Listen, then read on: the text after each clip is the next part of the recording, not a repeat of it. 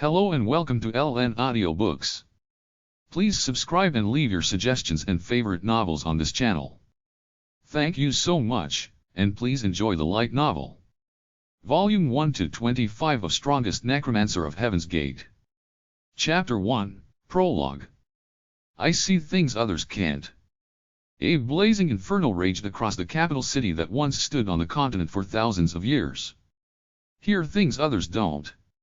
The sound of war cries, curses, and dying screams spread across the entire city as the invaders mercilessly attacked anything and everything in their path. Shed tears when others won't.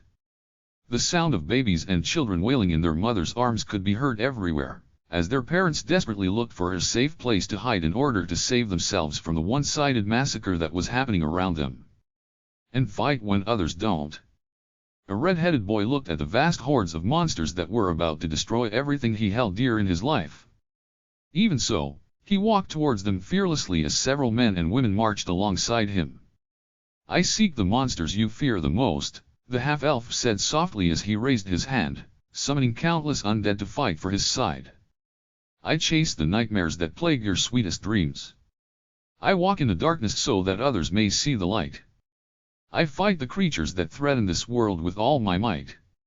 A giant bone dragon landed in front of the half-elf and bowed its head in respect. The red-headed boy patted its head before jumping on its back, preparing to fight alongside his undead legion. With one mighty flap of its tattered wings, the bone dragon soared towards the sky and uttered a deafening roar of defiance. Its master stood straight on its back like a sword, looking at the countless monsters that were slowly advancing in his direction. "In a world where my existence has long been forgotten," the half-elf stated as his bone dragon opened its mouth to unleash its dragon breath, "I will let you know the error of the path you have trodden. Occasionally missing content, please report errors in time." Chapter 2 Character Creation Part 1. If you were given the chance to live that one perfect life you had always dreamed of, would you do it even if there were strings attached? Some would gladly take this chance, while others would feel more cautious or even ignore it completely. Lucien chose the first option and decided to accept an angel's offer to join the Heaven's Gate project. He believed that this was an opportunity to live a life that was different from the pitiful one that he had lost just a few hours ago. With that said, Lucien found himself somewhere in the vast multiverse inside a shady office, being watched in disdain by a drop-dead gorgeous angel, who had picked him up from Earth after he died. The angel then brought him to the celestial realm. The chubby 20-year-old was asked to fill up a character creation form that would be used as his template for his next life. Hair color. Lucien gazed at the options that were in front of him. The form was like a multiple-choice questionnaire. He simply needed to shade in a small circle beside his choice and his answer would be finalized. Blonde is good, but that is too common. How about silver, or white? The chubby young man mused as he scratched his head. This was only the first choice and he was already having a hard time choosing what he wanted for his next life. "Let's go for red," Lucien said with determination. He then shaded his choice using the pen that was given to him by the angel behind him. After making his choice, the other hair options were grayed out, which meant that he couldn't take back his choice anymore. After answering the first question, the chubby young man scratched his head for the second time because the next one was just as difficult as the first. Blue, green, hazel, red, gold, gray, brown.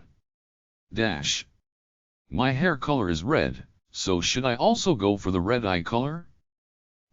Oh, they also have the option for heterochromia. After thinking for a few minutes, Lucien finally decided on green. For some reason, having red hair and green eyes reminded him of that handsome protagonist that he had read about in one of his favorite novels. Sex? Of course it should be male, Lucien muttered as he shaded in his option.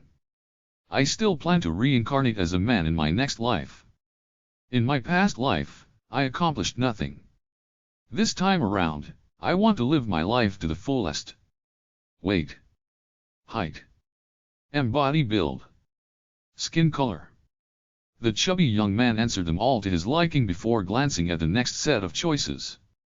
Plain, average, cute, attractive, handsome, Casanova, Hideyoshi, Astolfo, Umu. All of these options are good, but the last two choices seem dangerous, Lucien thought. Just to be on the safe side, I'll just choose handsome. Next. Dash. Human. Elf. Dwarf. Demon. Beastkin. Dragon. Dash. Lucien's first choice was, of course, elf. Being good-looking was a default characteristic of the elves, and they also had a very long lifespan, but after thinking things through, he decided to choose a different race. Why? The answer was simple. Because of diversity. If everyone was handsome and beautiful, wouldn't that make the aesthetic option lose its value? Elves had long lives. He also wanted to live a long life. However, he preferred to mingle with the humans as well, so being a half-elf was a good option. Although he was worried about discrimination, he knew that it was a risk that he needed to take if he wanted to stand out from the crowd. In order to maximize his future good looks, he decided to choose a race that had the best of both worlds, and that was half-elf. As the chubby young man shaded in his choice, all the other races grayed out. For some reason, he felt a sense of relief knowing that he couldn't change his decision after picking his desired race. Dash. Royalty bloodline. Noble bloodline. Influential clan bloodline. Commoner bloodline. Dash. Lucien stared at these four options with a serious expression on his face. Having a royal bloodline was a tempting choice, but he had read many novels in which being part of the royal family was not only difficult but dangerous as well. In fighting for the throne and being backstabbed by his own brothers and sisters wasn't the life he wanted to live. If I want to stand out like a hero, going for the commoner route is a good choice, but I don't know anything about the world I will be reincarnated into, Lucien thought as he rubbed his chin. It might be dangerous or hard for a commoner to rise up in society. It's a very risky choice too, since I might be born as the son of a farmer or the son of a gangster. Since his next life was precious to him, he decided on a noble bloodline so he would at least be able to live a life of comfort without being too high profile. However, when he looked at the next set of choices, he almost dropped his pen in disbelief because he didn't expect something like it to be included in the form he was filling up. Take note that this option gives additional bonuses when you reincarnate into your next life. Please choose wisely. Damn. They are giving me the power to freely choose the size of my ahem, and I can even get bonuses. Lucien's eyes widened in surprise. Bro, this is the best thing ever. I'm going all in on this one. 2 inches. You will be given 6 legendary items of your choosing. 3 inches. You will be given 3 legendary items of your choosing. 4 inches. You will be given 1 legendary item of your choosing. 5 inches. You will be given 1 rare item of your choosing. 6 inches. You will be given 1 pack of tissue papers. 7 inches. You will be given 2 packs of tissue papers. 8 inches. Omawamau. 9 inches. Brew. 10 inches. Are you planning to reincarnate as a horse? If yes, then choose this option. 11 inches. Hey, that's hell you're walking into. 12 inches. Dear mother of. The chubby young man almost spat blood after seeing the diabolical choices laid out in front of him. WTF, man? Baiting me with legendary items in exchange for my happiness. Lucien gnashed his teeth in anger. Not cool, bro, not cool. After considering his future happiness, and his little brother's happiness, the chubby young man finally made his decision and shaded in the bubble next to his choice with gritted teeth. It was at that moment that he heard a chuckle filled with ridicule come from behind him. Lucien turned his head and gazed at the beautiful angel who was looking back at him with a teasing smile. For some reason, he felt like he had made a mistake when he chose his PP size. Should I have chosen a bigger one? Lucien thought as he continued to gaze at the angel who continued to look at him with a teasing smile. Using all of his willpower, he averted his gaze from the beautiful angel who made him feel a little salty. More questions came after that, and the chubby young man answered all of them to the best of his abilities. This is like creating a character in a game, Lucille mused. Unfortunately, they don't have the preview option. It might have been easier if they had this option. What a shame, truly a shame. Chapter 3 Character Creation Part 2. There were a few more questions on the list, but they were only minor questions. After double-checking to make sure he had answered everything correctly, he gave the form to the angel behind him. The angel took it and gave it a quick glance to ensure that every question had been answered. After seeing that there was nothing wrong with the form, she nodded her head and told the chubby boy to follow behind her. 5 minutes later, they arrived in an open space where countless galaxies could be seen in the sky. It was the most marvelous thing the boy had ever seen. He just stood there in awe, gazing at the heavens above him. Stop gawking and follow me. What are you, a country bumpkin? The angel asked in irritation. Sorry, Lucien replied as he ran towards her. He had always thought of angels as kind and benevolent beings. They were nowhere like this bitch angel, who seemed to have a horrible personality. 10 minutes later, they arrived at a small cottage located at the center of the amazing scenery. Your Excellency, Mkulksokitl, I brought the soul that you requested, the angel said as she opened the door. When they entered the room, the chubby boy saw an old man who had an infatuated look on his face as he gazed at the screen of his computer. It didn't take long before the old geezer froze when he realized that he was no longer alone inside the room. The first thing he did was immediately stand up and use his body to block their view, so they wouldn't see the image on his computer screen. Although it was only for a brief moment, Lucien had already seen the image of a half-naked anime girl on his computer. Unfortunately, even though the old man managed to prevent his two guests from seeing everything, his attempt was suddenly ruined by the loud moans that played through the surround sound speakers that hung all around his room. It was at that moment when the old man realized that he fucked up. The angel's expression immediately changed and she looked at the old man as if he was a piece of shit. The old geezer lightly coughed as he averted his gaze, unable to endure the disdainful stare that the angel was giving him. Am I really going to be fine? Lucien thought as he looked at the old man who was doing his best to act like a dignified person while failing miserably. Clearly, the old man didn't expect someone to barge inside his room without knocking first while he was watching something inappropriate for young audiences. Boy, what is your name? The old man named Mkulksokitl asked as he pushed the power button of his computer to forcefully turn it off. As a member of the Brothers Before Hoes Brotherhood, the boy decided to play along with the old geezer's attempt to change the subject. My name is Lucien, Lucien said with a slightly strained smile. Lucien? A good name, the old man commented as he eyed Lucien from head to toe. Well then, Lucien. Did my assistant, Jaime, explain everything to you already? Yes. She said that I was chosen to participate in the Heaven's Gate project. And, did she say anything else aside from that? Lucien shook his head as he glanced at the angel who had her arms crossed over her chest. She said that this project is confidential, Lucien answered. The only thing she asked me to do was to fill up the form for my rebirth. I see, Mkulksokitl said as he played with a white beard on his chin. Very well. Before anything else, let me properly introduce myself first. I am the god of gamblers, Mkulksokitl. Since my name is a mouthful, just call me Max. I personally designed the Heaven's Gate project in an attempt to send an individual to a particular world without being found out by the higher-ups, to bypass certain old fogies who are sticklers to the rules. Are we doing something illegal? Ha ha ha. Of course not. It's not a crime unless someone reports it to the authorities.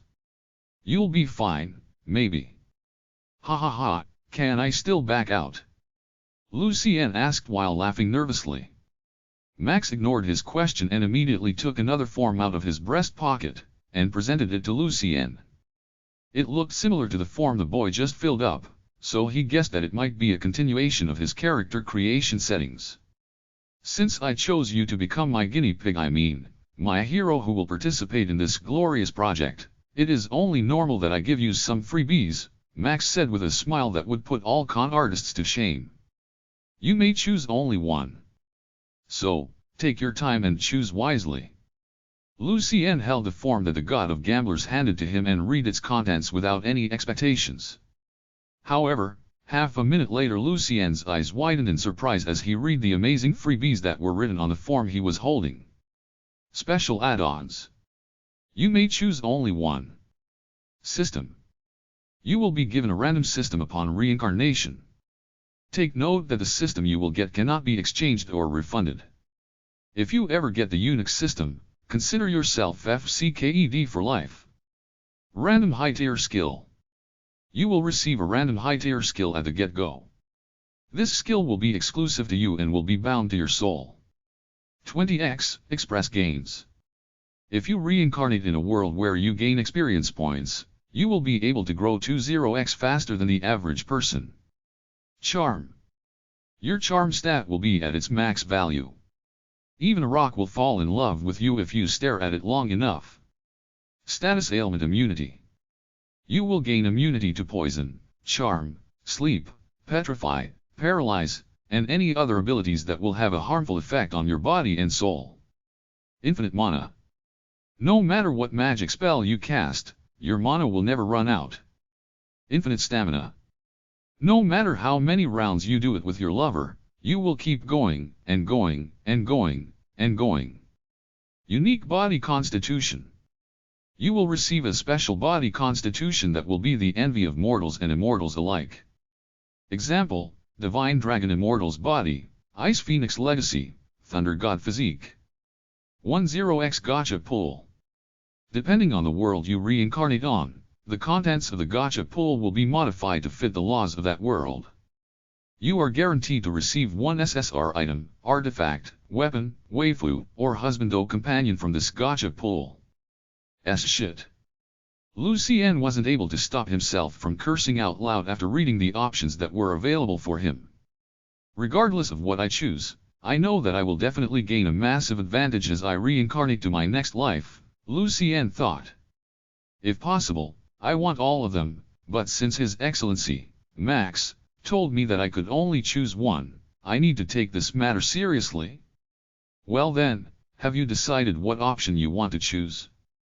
Max asked the boy who was still seriously looking at his options after half an hour had passed. Yes. Lucien nodded his head. He had already weighed the pros and cons of his decision, so he faced the god of gamblers with determination. Your Excellency, I choose.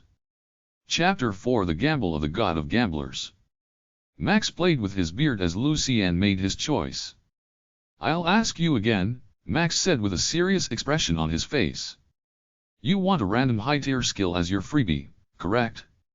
Yes. Lucien nodded. I choose this one, Your Excellency. The angel who had her arms crossed over her chest raised an eyebrow when she heard Lucien's choice. Clearly, she didn't expect the young man to choose this option. Understood. Max smiled and clapped his hands thrice. A/N, I know a lot of you may be disappointed with his choice, but keep reading. A surprise is waiting in the next few chapters. Suddenly, the form in Lucien's hand was set ablaze. The embers flew towards the young man's chest and merged with his body. However, Max wasn't finished yet. The form that Lucien had filled up earlier burst into flames, and its remains also flew towards his body. The young man felt his body become warm as an unknown power surged within his soul. While he was still basking in the afterglow of the surreal experience, he suddenly found himself floating in space, underneath the countless galaxies that he had seen a while ago. Standing on his right was Max, the god of gamblers, and standing on his left was Jaime, the bitch angel who was suffering from her terminally bad personality. Lucien, do you know why I chose you out of the countless souls in the multiverse to become the first candidate to take part in the Heaven's Gate project? Max asked as he stared into the young man's eyes. No, Lucien answered. He also didn't know why he was chosen to participate in the Heaven's Gate project. Max smiled as he patted Lucien's shoulder. It's because you struggled to live until the bitter end. You could have given up any time, but you didn't choose the easy way out and end your life with your own hands. Lucien looked back at the old man with a serious expression on his face. That is because I am a coward. I'm afraid of death, so I struggle to live until the end. There's nothing glorious about it. Max chuckled as he ruffled the young man's head. Perhaps you are right, but you are not a coward. Living requires courage, and I pray that you will be courageous in your next life. Lucien looked up at the old man who was smiling back at him. This was the first time that someone had told him to live. When he was still alive, he grew up always hearing the words "you're just baggage. You should just die or you were a mistake. You shouldn't have been born." These words were said to him over and over again. Thinking back, there were times when he wanted to end his own life in order to escape that living hell. However, he was afraid of death. Truly afraid of death, so he struggled to live until the bitter end.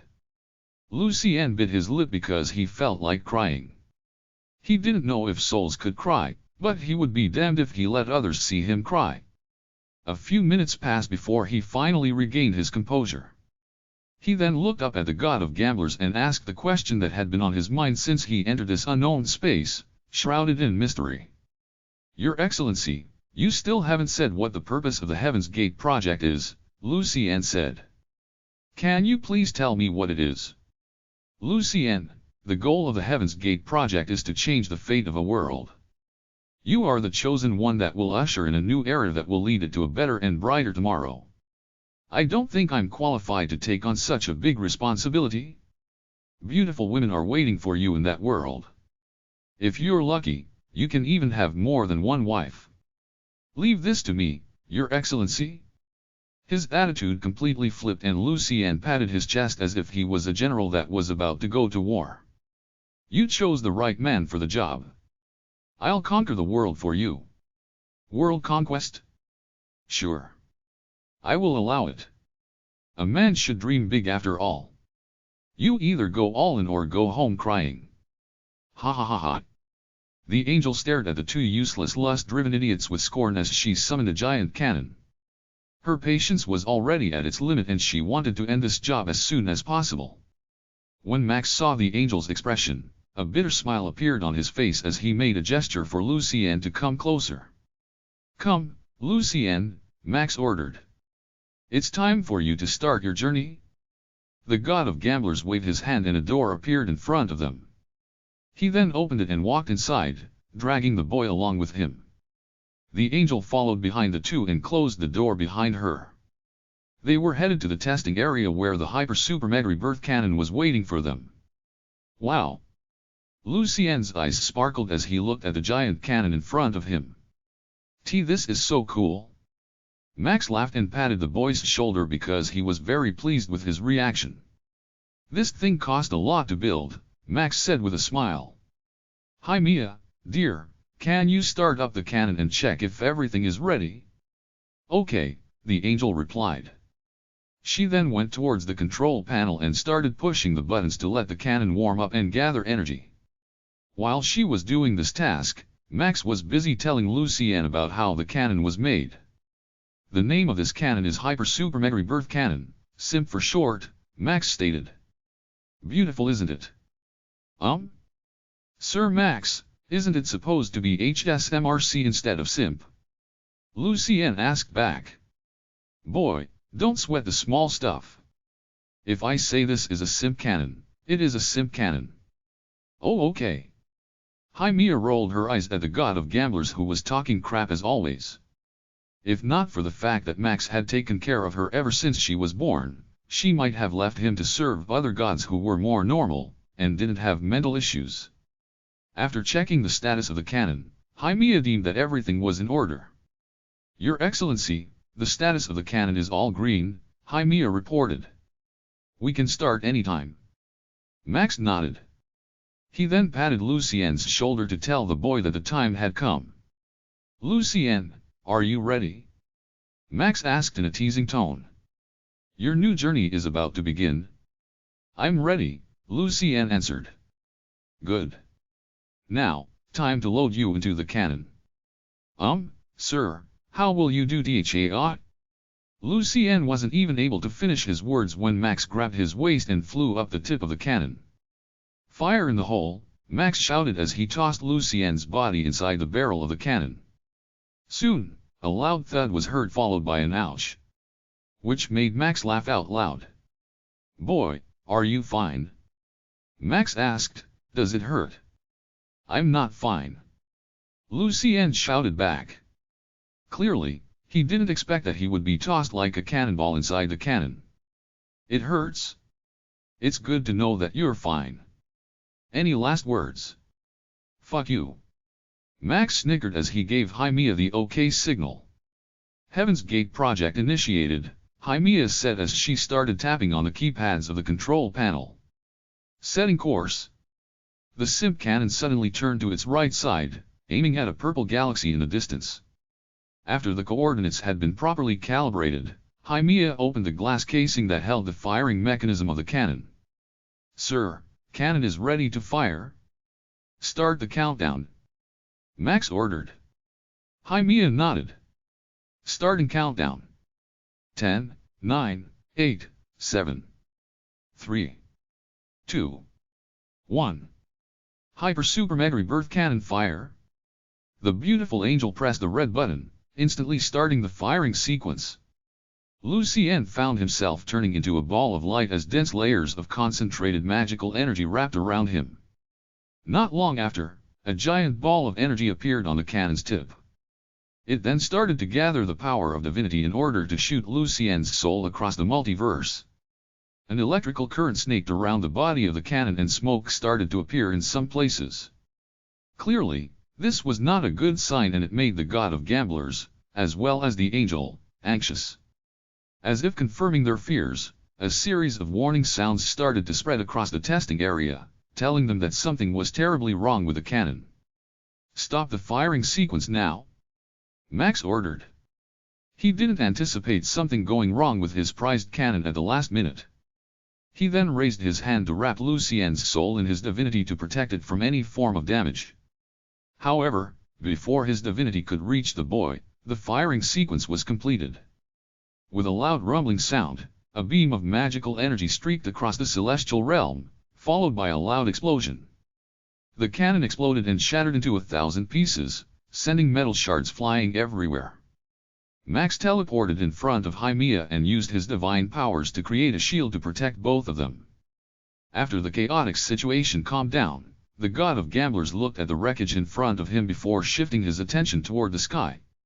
In the heavens, a blue comet streaked towards the purple galaxy creating a trail of light. What is Lucien's status? Max asked as he stared at the equipment that was still working. Haimiya typed on the keyboard and brought out the status of Lucien's soul. No, this can't be happening. Max couldn't believe the result of the images that appeared in front of him. Lucien's soul had received serious injury during the firing sequence and was on the verge of breaking. Only the safety mechanisms that Max had added to the cannon on a whim were keeping his soul from disintegrating completely. Why, Your Excellency, I'm afraid that Lucien wouldn't be able to undergo a normal rebirth in his current state.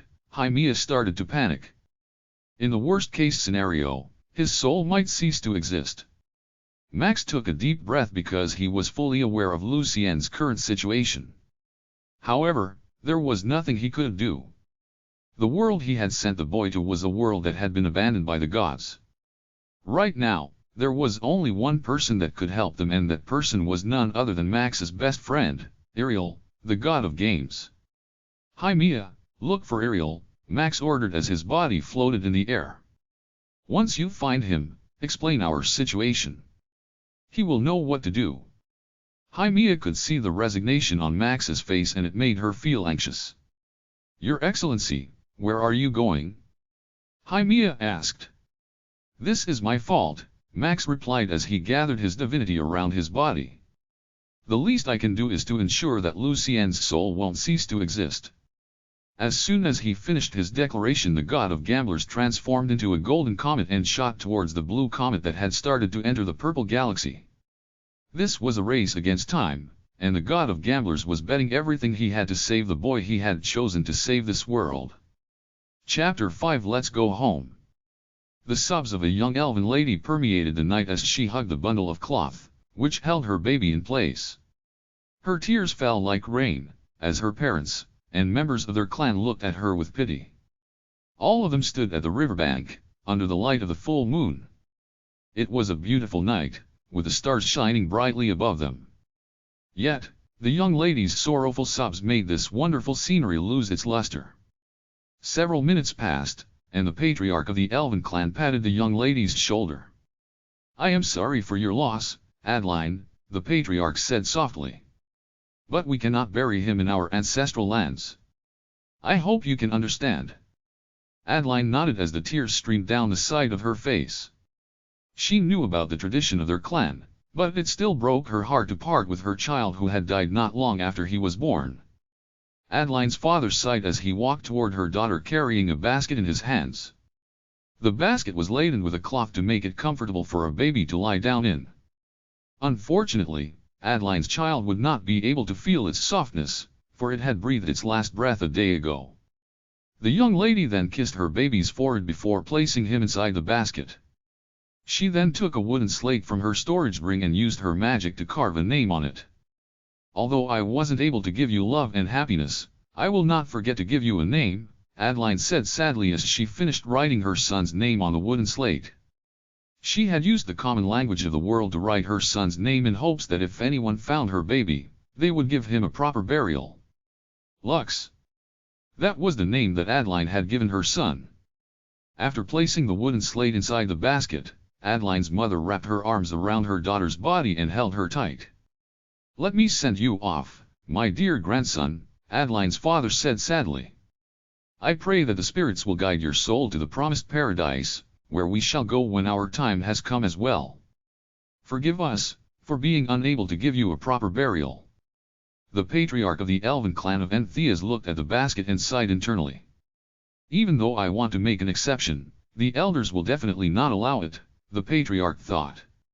"Half-bloods have no place in Ash Entheas. Forgive us, child. My hands are tied."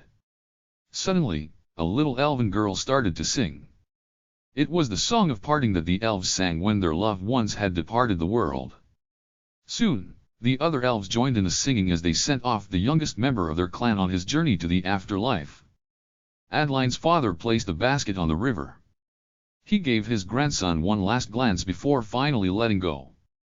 Elyon wailed and her mother struggled to hold her in place. She had a feeling that if she didn't hold her daughter properly, Elyon would jump into the river and bring back the basket to the shore. "Sleep, child," the patriarch said as he cast a sleeping spell on the struggling young lady. This was the only thing he could think of to prevent Elyon from acting recklessly. Soon, the young lady stopped struggling and collapsed in her mother's arms. Her tears continued to fall, for she knew that when she woke up, she would never see her son ever again. The basket floated on the Avonlea River and was carried away by the river currents, far from the land of Ash Entheas, where he was not welcomed, even in death. Several hours passed, and the basket had already traveled many miles, unhindered by anyone or anything. Some of the creatures that lived in the river didn't pay it too much attention because they didn't detect any signs of life within the basket. They thought that it was just a piece of wood that floated on its surface, so they left it alone and minded their own businesses. Suddenly, high above the star-filled sky, a blue comet streaked, creating a dazzling trail in the heavens. As if attracted by the basket flowing on the river, the comet shifted its course, as its body decreased in size with every passing second. Soon, only a small orb of blue light, the size of a tennis ball, was left of the blue comet that once traveled from the other side of the multiverse. This small orb landed on the baby's chest and merged with its body. After a few minutes, the dead baby abruptly opened its mouth as if trying to suck up air to fill up its lungs that were deprived of oxygen. Little by little, the baby's complexion improved, but it was still too weak to do anything. Soon, all movements stopped and the baby remained motionless inside the basket, asleep and unaware of the dangers that surrounded the basket that was carrying his fragile body. "We're almost home, Sophie," an old woman said as she softly patted the back of her mount. "Let's speed up a bit so we can have breakfast with the others." A short honk answered her request, as the head of a 3-meter-tall white hippopotamus rose from the water. The old woman smiled as she looked at the distant stronghold that was known as Wild Guard. As they traversed the river, they noticed 2 giant crocodiles fighting against each other, while the rest of the group watched from the sides. This was a normal occurrence in the Huntdean River during this time of the year. The old woman and her mount, Sophie, steered clear of the 2 giant crocodiles fighting for dominance. It was their mating season, and these beasts were more aggressive during this time of the year. As they passed the 2 fighting behemoths, a sudden crying sound reached the old woman's ears. She turned around to search where the cry was coming from, and it was then that she saw the floating basket that was slowly heading toward the group of crocodiles.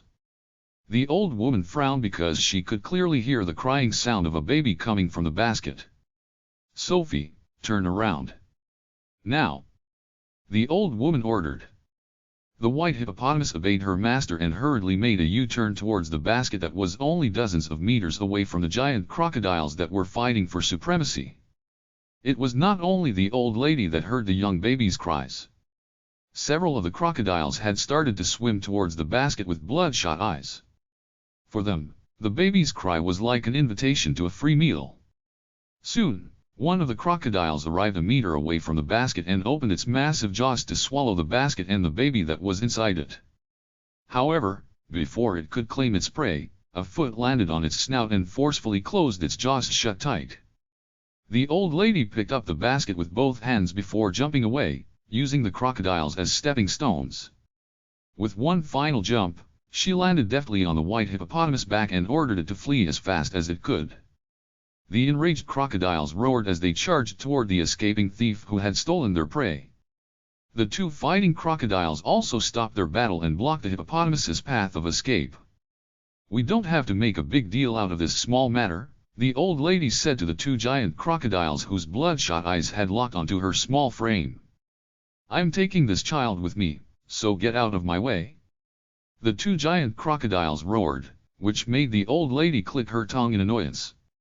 "So be it. Sophie, go forward," the old lady ordered. The white hippopotamus obeyed and charged toward the 2 giants that blocked her way. When the old lady and her mount were only a dozen meters away from their location, the 2 giant crocodiles lunged at them with fury. While holding the basket with her left hand, the old lady moved the fingers in her right hand in a seemingly erratic manner. Soon, 2 figures materialized out of thin air and charged toward the 2 giant crocodiles, whose jaws filled with razor-sharp teeth were only several meters away from the old lady and her mount. A deafening cracking sound reverberated in the surroundings as the 2 giant crocodiles were sent flying dozens of meters away. Their giant bodies smashed down on the river's surface, creating waves in all directions. The other crocodiles who saw this scene stopped their advance and looked at the old lady in horror. Their thoughts of finding trouble for her disappeared completely after she had effectively dealt with the 2 dominant crocodiles with a single blow. The old lady sighed and shook her head helplessly. "We're going to be a bit late for breakfast, but it can't be helped."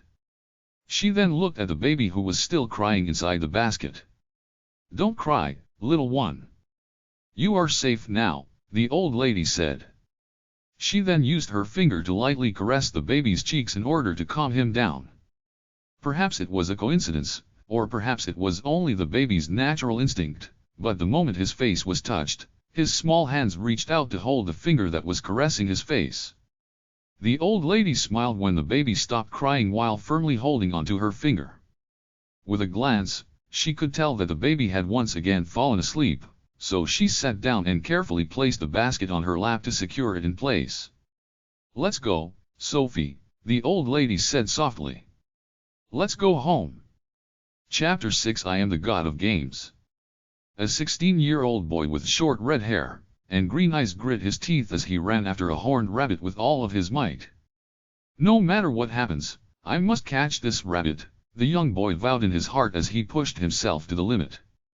Several children, as well as adults, were cheering for him from the sidelines, giving him encouragement. They had seen him challenge this trial over and over for the past few years, and all of them sincerely hoped that the boy would be able to pass it this time around. As the stinging pain in his chest intensified, the young boy's breathing became erratic. Even so, he ignored the pain and ran as if his life depended on it. Watching him from a distance was an old woman sitting on top of a white hippopotamus. Although she had a calm expression on her face, deep inside she was worried about her adopted grandson's condition. "You're mine!" the boy roared as he reached out his hand to grab the rabbit who was now within reach. He had painstakingly closed the gap at the last second, using everything he had in order for his capture to succeed.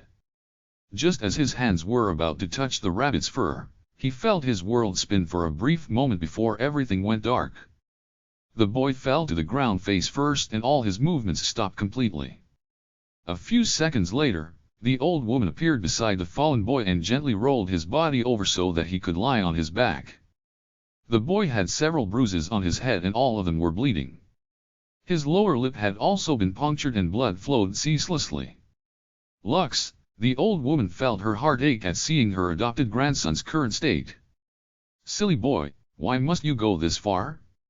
The old lady took out a small bottle from her storage bag and sprinkled half of its contents over the boy's head and facial injuries. It was a high-quality healing potion that she always carried around in case of emergency. A few seconds later, the wounds had started to close and heal at a rapid pace. The old lady then sprinkled the remaining half of the healing potion on the other injuries located on the boy's arms, legs, and chest. After making sure that she had dealt with all of her grandson's injuries, she picked him up and sighed in relief. It was at that moment a middle-aged man walked toward the old woman and looked at the boy in her arms. "Vera, I'm sorry but I can't allow Lux to enter Elysium," the middle-aged man said.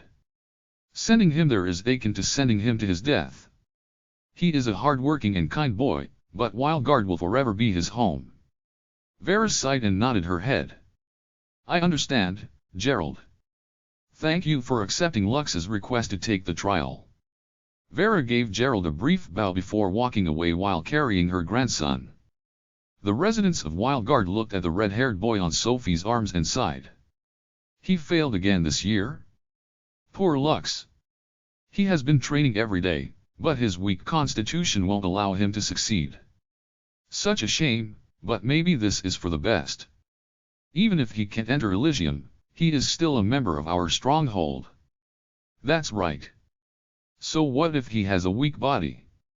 I know people stronger than him that have died inside Elysium. No matter how strong you are, it won't matter if you're dead." When Lux opened his eyes, he found himself lying in a familiar room. It was the room where he had stayed up for most of his life, and this discovery made him feel helpless. "I failed again," Lux thought as he covered his face with his left hand. Not long after, the sound of the boy's sobbing spread throughout the room. "Why was I born a failure? Why was I born useless? The others were able to enter Elysium when they were 14. I'm 16 now and I'm still here.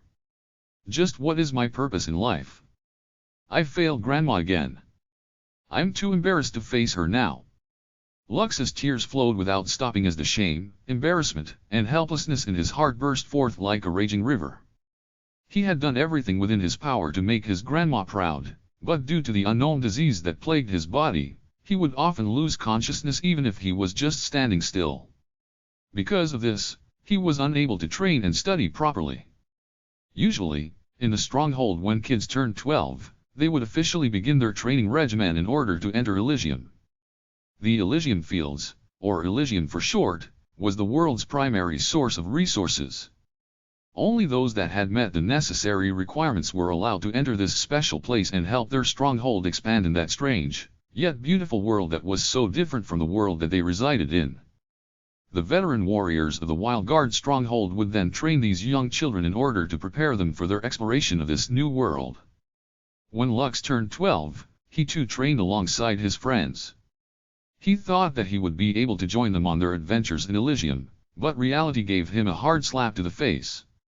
He suffered several injuries and injured many people due to his tendency to faint during training. When he was 14 he fainted while swinging his sword and sent the weapon flying. Thankfully, he didn't hit anyone, but it had made others refrain from sparring against him. Stamina training aka long-distance running was also a problem. Sometimes in the middle of running Lux would faint, forcing his friends to carry him until they returned to the stronghold. At first, they were able to tolerate it, but after it happened several times they politely told him that running long distances was something he shouldn't attempt without supervision. The last incident he had was during bow practice. He fainted and accidentally released the arrow, hitting the instructor's butt in the process. Because of this, he was banned from participating in archery training again. Although he begged and pleaded with his instructors, all of them shook their heads and politely told him to just train under his grandma's supervision. Vera was more than happy to train her grandson, but because of Lux's unstable condition, there were times when her grandson almost lost his life in the middle of training. In the end, Vera told Lux that being a warrior was not suitable for him. But Lux didn't want to hear this truth. Just like everyone else, Lux also wanted to go to Elysium. He wanted to make his grandma proud. Lux wanted to become a high ranker and show his grandma that she hadn't wasted her time raising him from infanthood. He didn't want to be labeled as a failure or a useless person. She was the only family Lux had in the world, and he wanted to show her that he was not useless. So to prove himself, he would train in secret. Since then, it had become a normal occurrence in the stronghold to see kids dragging Lux's unconscious body back to his house every day. After half an hour, Lux finally regained his composure. He wiped the remaining tears from his eyes and stared out the window of his room. "Maybe I'm not really meant to enter Elysium," Lux said softly. This time, he really felt like giving up. Elysium was a place where one can acquire many amazing things.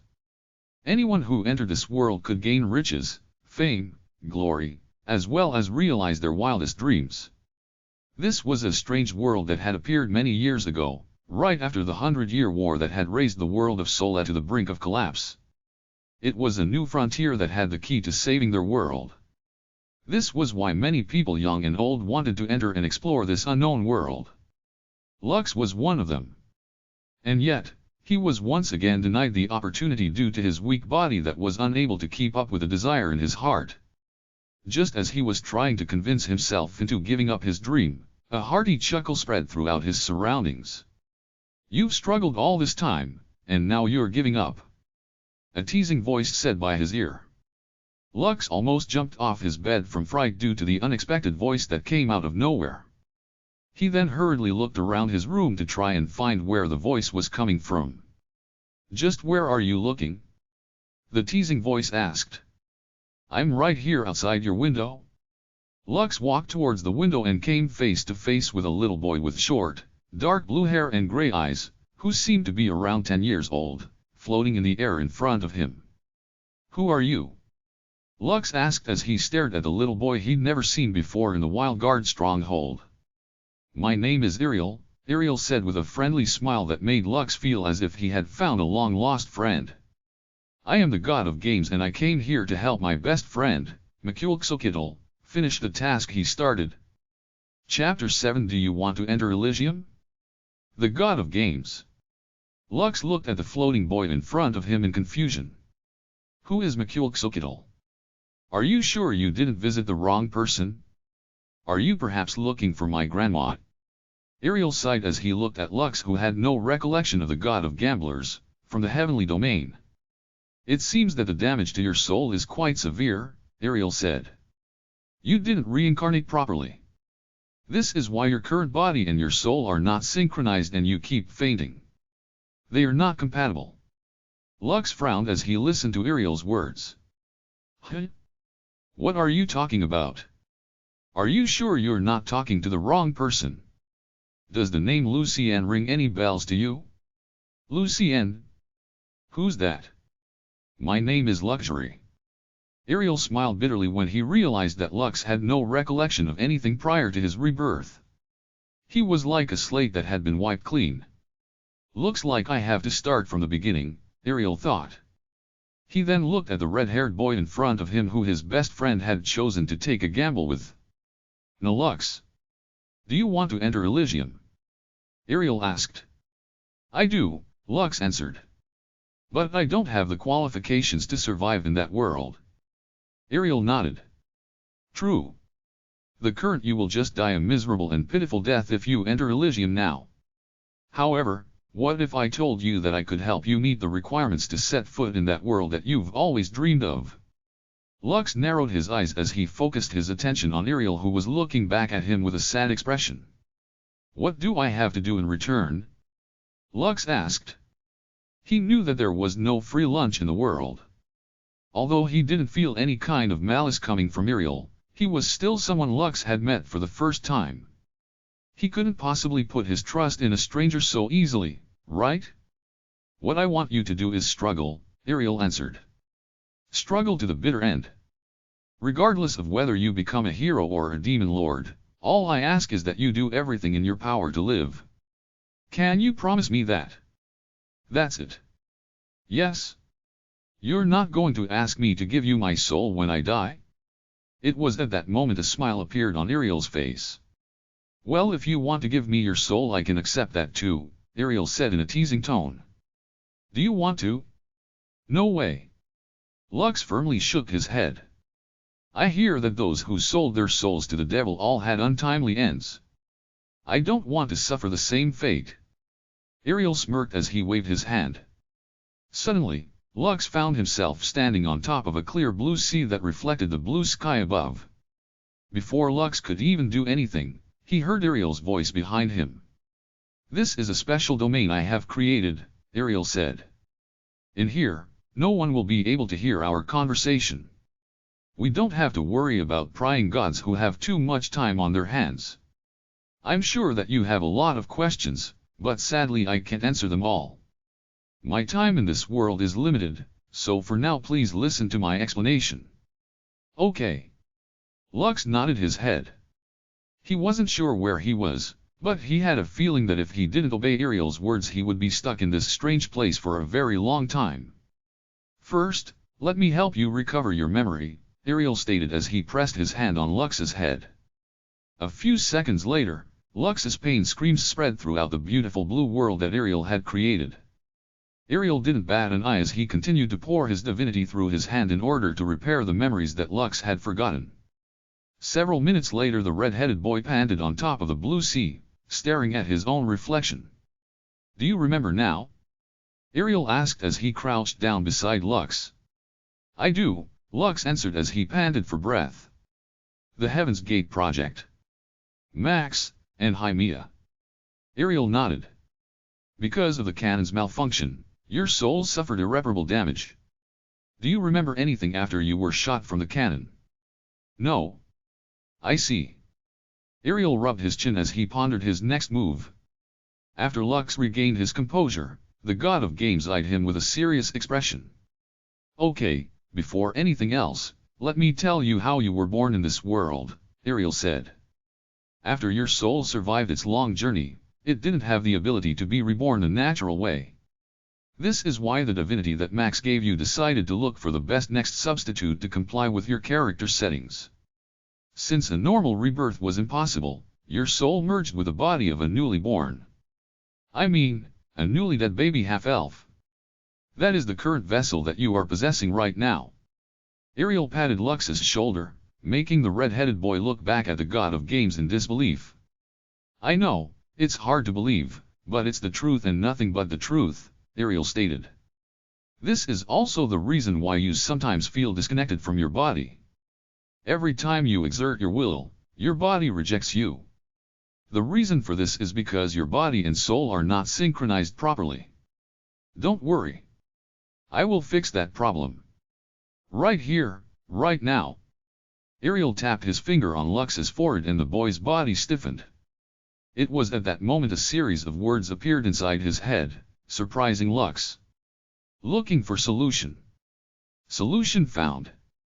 Looking for compatible body physique. Compatible body physique found. Ding. Congratulations. Immortal Conqueror's legacy had been set to become your primary body constitution. Dash. A blazing fire engulfed Lux's body and instantly incinerated his clothes until nothing was left. The red-headed boy started to panic because he thought that he was going to be burned alive. However, after flailing his hands for half a minute, he realized that he wasn't feeling any kind of burning pain. Instead, he felt a soothing pleasure wash over his body. It was a very surreal feeling that he couldn't put into words. All he knew was that every fiber of his being was rejoicing as they were born anew, shedding their weak and pathetic selves behind them. When the blaze disappeared, Lux's body appeared sitting cross-legged in the air with his eyes closed. He was basking in the afterglow of his rebirth and trying to understand the changes that happened inside his body. In the past, whenever he tried to do anything, his body felt heavy as if it was weighed down with stones. There were also minor delays when he executed actions. Growing up, he thought that it was a normal thing. But now things have changed. He no longer felt burdened, the invisible shackles that held him back had all disappeared. He felt that if he challenged the trial again he had an 80% chance of succeeding. When Lux opened his eyes, the happiness he felt was evident on his face. Ariel smiled in satisfaction after seeing that Lux's rebirth succeeded. Now, take out your soul book, and see the changes that have been made to your body, Ariel urged. Lux nodded and summoned his soul book. Every person in the world of Soul could summon their soul books to check their progress. Only the owner of the soul book would be able to see their stats. Of course, others could see them as well if the owner gave them his permission. Name, Lux von Kaiser. Age, 16. Race, half-elf. Rank, none. Strength, 4. Intelligence, 5. Vitality, 4. Agility, 5. Dexterity, 4. Special abilities, Skill Evolution X. Special Body Constitution, Immortal Conqueror's Legacy. Title, none. Note, you're still a mob character. Don't think too highly of yourself, weakling. This ability will allow you to evolve your skills once. Certain requirements must be met in order to evolve the skill of your choosing. Rating, F. Progress, 1/100. Conquest is not all about claiming lands and expanding your domain. True conquest is conquering the hearts of people. Once you gain their loyalty, the path to dominion will open its doors for you. Abilities, none. Note, upgrading your special constitution will allow you to unlock its abilities. Chapter 8. Isn't this item a little too OP? Lux stared at his soul book with excitement. Although his stats had remained the same, he acquired a special ability as well as a body constitution that he never had before. After reading the information in his soul book, Lux held Ariel's hand and thanked him profusely for what he had done for him. Thank you. Lux bowed repeatedly. With this, I can repay Grandma for raising me. I am no longer useless. Ariel could only smile at Lux's passionate act of gratitude. Lux, I think you're having a very big misunderstanding here, Ariel replied. Those abilities were rightfully yours from the start. However, due to what happened in the heavenly domain your soul was damaged, preventing you from using the blessings that my best friend, Mkulksokitl, had bestowed upon you. I am merely setting the record straight.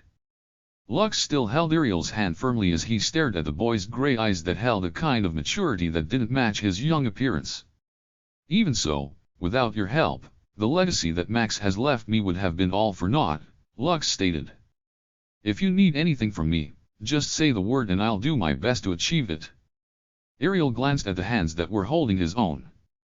It had been a while since a human had touched him, and a complicated feeling rose in his heart. Don't worry. I have a task for you to do, Ariel said as he raised his head to stare at Lux's light green eyes. But for that to happen, you need to get the qualifications to enter Elysium. Even if your body has now synchronized with your soul, you are far too weak to accomplish anything in that world.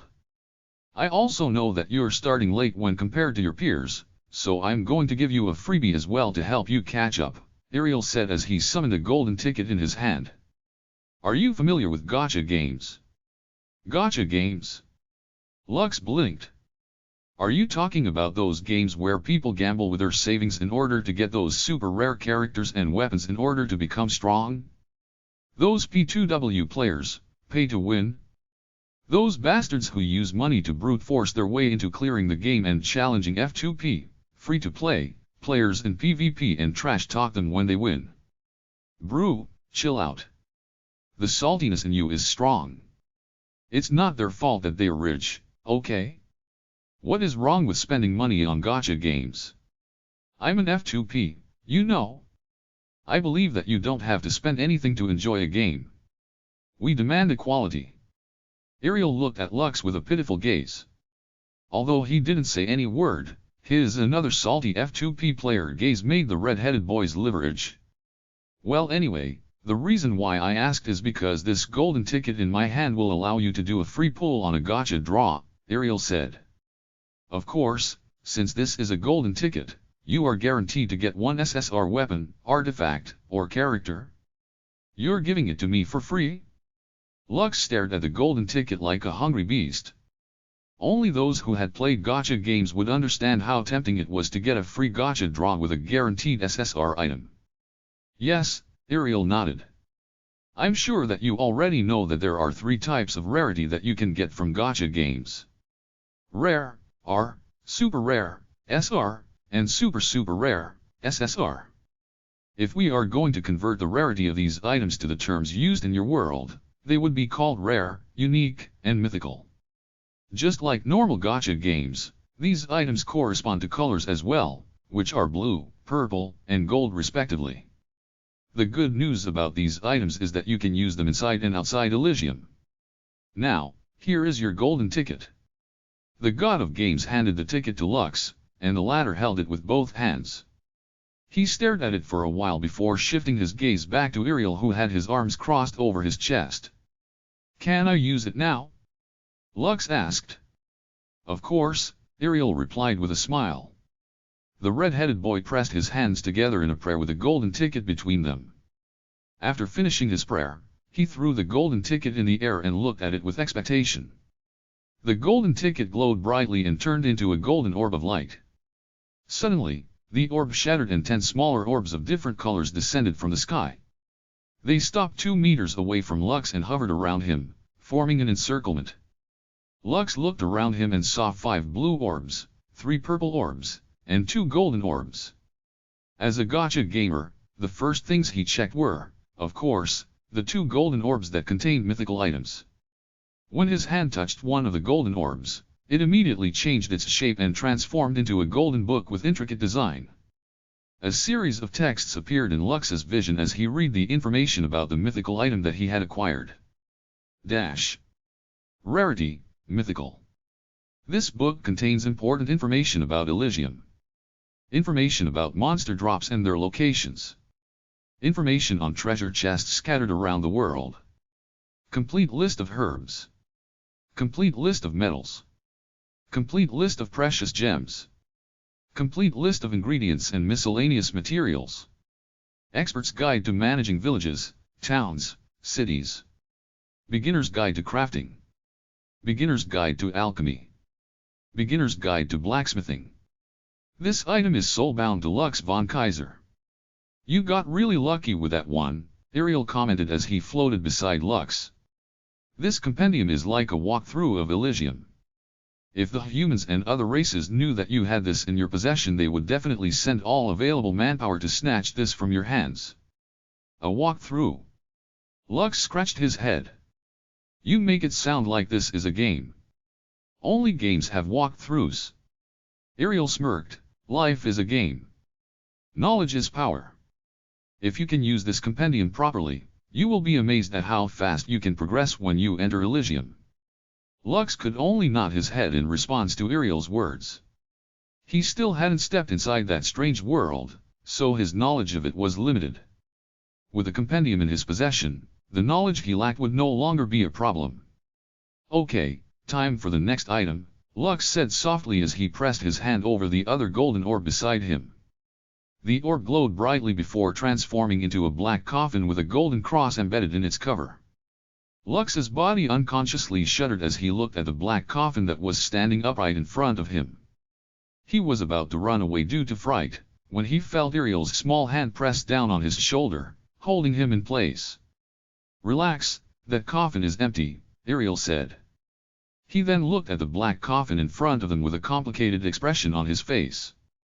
Seriously, I don't know if you are lucky or unlucky to get this thing. What kind of item is it? Lux asked. Ariel sighed. It will be best if you read the information instead of asking me. Lux reluctantly nodded his head as he looked at the black coffin to read its information. He had been too scared a while ago and completely forgotten to appraise the item he received from the golden ticket. Rarity, mythical. Creatures in storage, 0/4. Requirements to use transformation ability, 400 combined stat points. This coffin could store any humanoid-type creature and randomly transform them into higher undead, fairies, nymphs, elementals, or celestials. Only dead, or near-death creatures with complete bodies can be stored inside the coffin for transformation. Rates of transformation for each creature are as follows. Higher undead, 40%. Fairies/demons, 20%. Nymphs, 10%. Elementals, 5%. Celestial, 0.05%. You can offer beast cores as a sacrifice in order to increase the rarity of the creature you want to transform. The rarer the beast core, the higher the chance for your desired creature to transform into an apex being. If your creature transformed into a vampire, and you have sacrificed a beast core with high rarity, there is a chance that the vampire will transform into a vampire lord. All transformed creatures will be loyal to you. Each creature that you transform has a 25% chance to obtain the ability to evolve. This will allow them to become stronger and surpass their current forms, once certain requirements are met. The black fire can only hold 4 creatures at a time. If the number of creatures exceeds that number, you will be given an option to remove 1 creature from the storage. Creatures that have been removed from the storage would be freed from the owner's control. Their loyalty may, or may not stay depending on their personality. If any of the creatures you own die in battle, you can revive them by offering a number of beast cores depending on their rank. The stronger the creature, the higher that offering will be. This item is soulbound to Lux von Kaiser. Isn't this item a little too OP? Lux thought as he stared at the black coffin that was floating in front of him. Although he couldn't use it right now because his stats didn't meet the requirements, he was confident that once he was able to use this artifact, his offensive capabilities would drastically increase. Even though there was a limitation to the number of creatures that it could store, it didn't change the fact that it would allow Lux to have strong allies that would help him on his journey through the world of Elysium. Chapter 9 My legend is about to begin. It is indeed a good artifact, Ariel commented. But, you still need to reach a certain threshold before you can use it. So, work hard. Lux nodded. He then looked at the purple orbs of light that were glowing around him. Choosing one at random, a black sword appeared with runic symbols embedded on its blade. The red-headed boy swung it a few times, to test it out. He had held wooden swords before during training. Although he wasn't an expert swordsman, he still knew the basics of wielding a weapon. Everyone in the stronghold was expected to enter Elysium, so they had basic combat training at an early age. Unfortunately, due to his fainting habit, Lux's progress was the slowest of all. Surprisingly, the sword in his hand wasn't as heavy as he expected. Although it was slightly heavier than a wooden sword, the balance was perfect. Lux then checked the information of the sword in his hand with great expectations. Rarity, unique. One-handed sword. Requirement, 100 combined stats. Attack, 100 to 145 dark damage. Physical skills deal 20% more damage. Has a 10% chance to trigger double damage with each attack. This ability works with skills as well. Not bad, Lux muttered as he once again appreciated the weapon in his hand. After checking the sword's information, he opened all the purple orbs to see what other kinds of items they held. Although the purple items weren't as amazing as the golden orbs, they were still strong in their own right. Rarity, unique. Item slot, 0/300. This storage ring allows you to store up to 300 items. You cannot store living things inside the ring. The size and shape of items must not be taller than 2 meters, and not wider than 1 square meter. This ring has an independent storage for gold coins and Elyon gold coins. The maximum number of gold coins that can be stored in this ring is 10 million. Rarity, unique. Type, skill book, consumable. Requirement, dark magic affinity. Allows you to learn necromancy magic. Only those who have an affinity with dark magic will be able to learn the arts of necromancy. Magic affinity? Lux muttered. He suddenly remembered that his magic affinity still hadn't been tested because he didn't meet the requirements to enter Elyon. Everyone born in the world of Soul had the opportunity to learn skills by consuming beast cores inside Elyon. The only problem was that they could only learn the skills that matched their affinity. There was simply no way for someone to cast the skill, Fireball, if they didn't have affinity with fire magic. Fortunately, those that weren't born with any affinities were still able to learn certain skills that fell under the non-elemental category. Skills like slash, long jump, and power shot were all non-elemental skills. These skills could be learned by anyone. Hence, they were often called universal skills. Some powerful skills that could be obtained from beast cores had a very low chance of being acquired. There were even rumors that learning skills also depended on a person's luck. Skill books could also be found on Elyon, but they are very rare.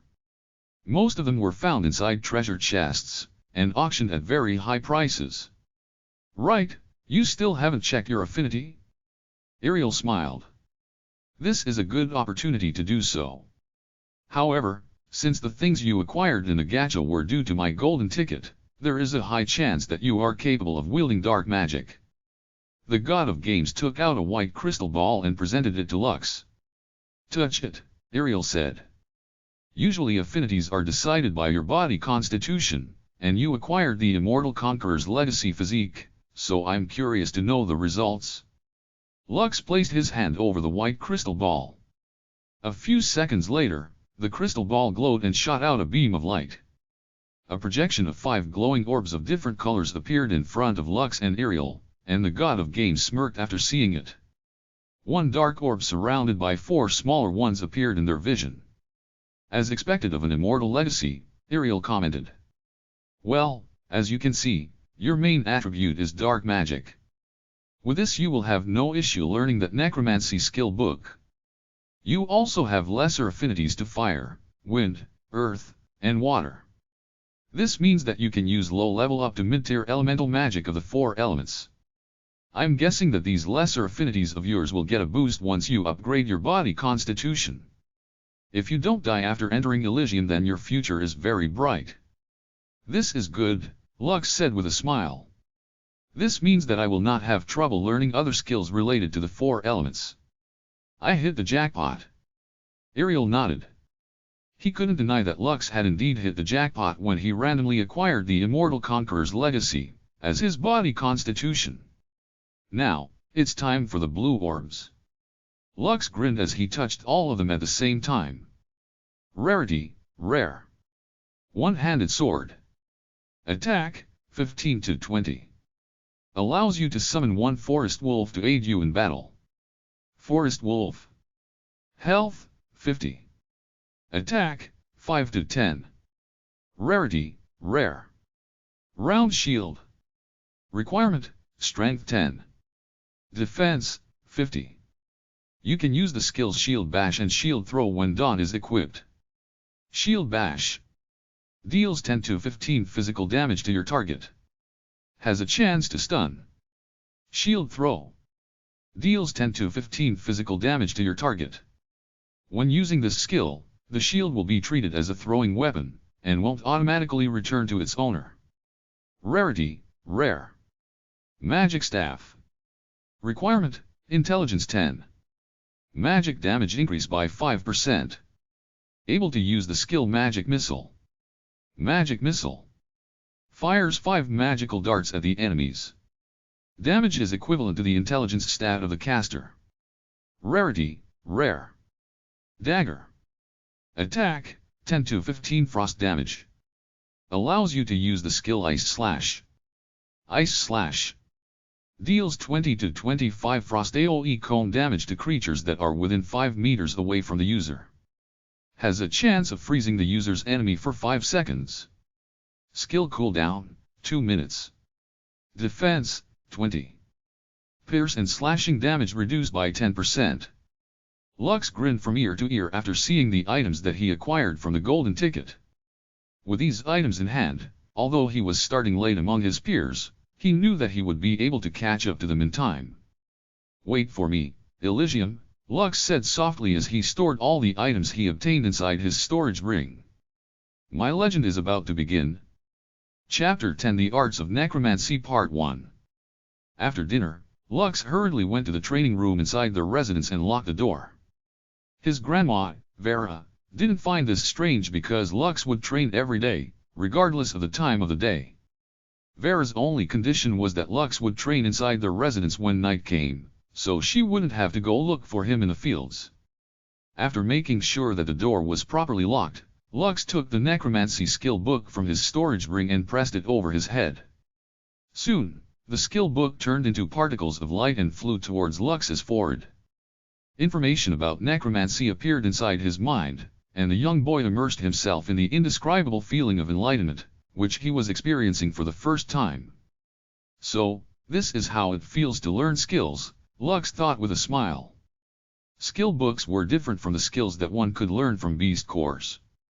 The skills that could be learned from beast cores were skills that the monster possessed.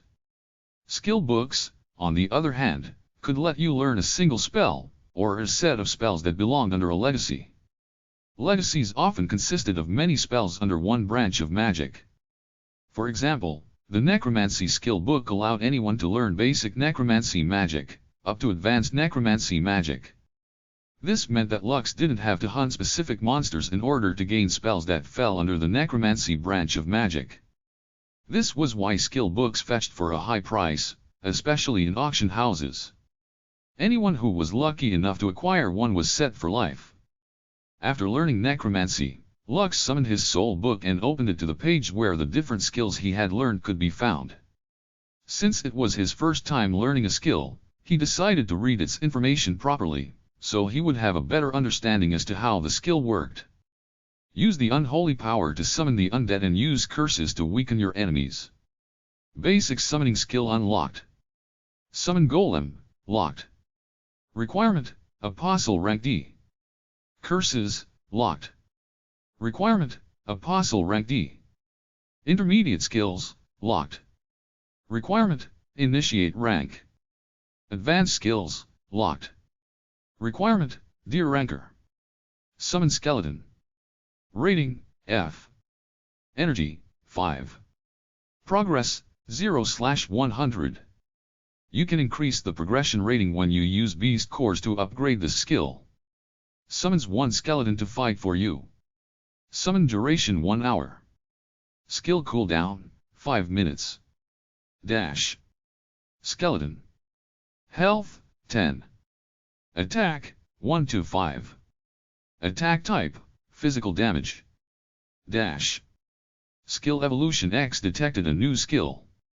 Since the skill is learned from a skill book and not from a beast core, evolution requirements will be waived. Choose which path of evolution you wish to take. Option 1, summon 2 skeletons to fight for you instead of 1. Option 2, upgrade summon skeleton skill to summon skeleton warrior. Option 3, give your first skeleton a name. Named creatures will be stronger and more intelligent than normal ones. Also, you can upgrade your named creature individually if you wish it.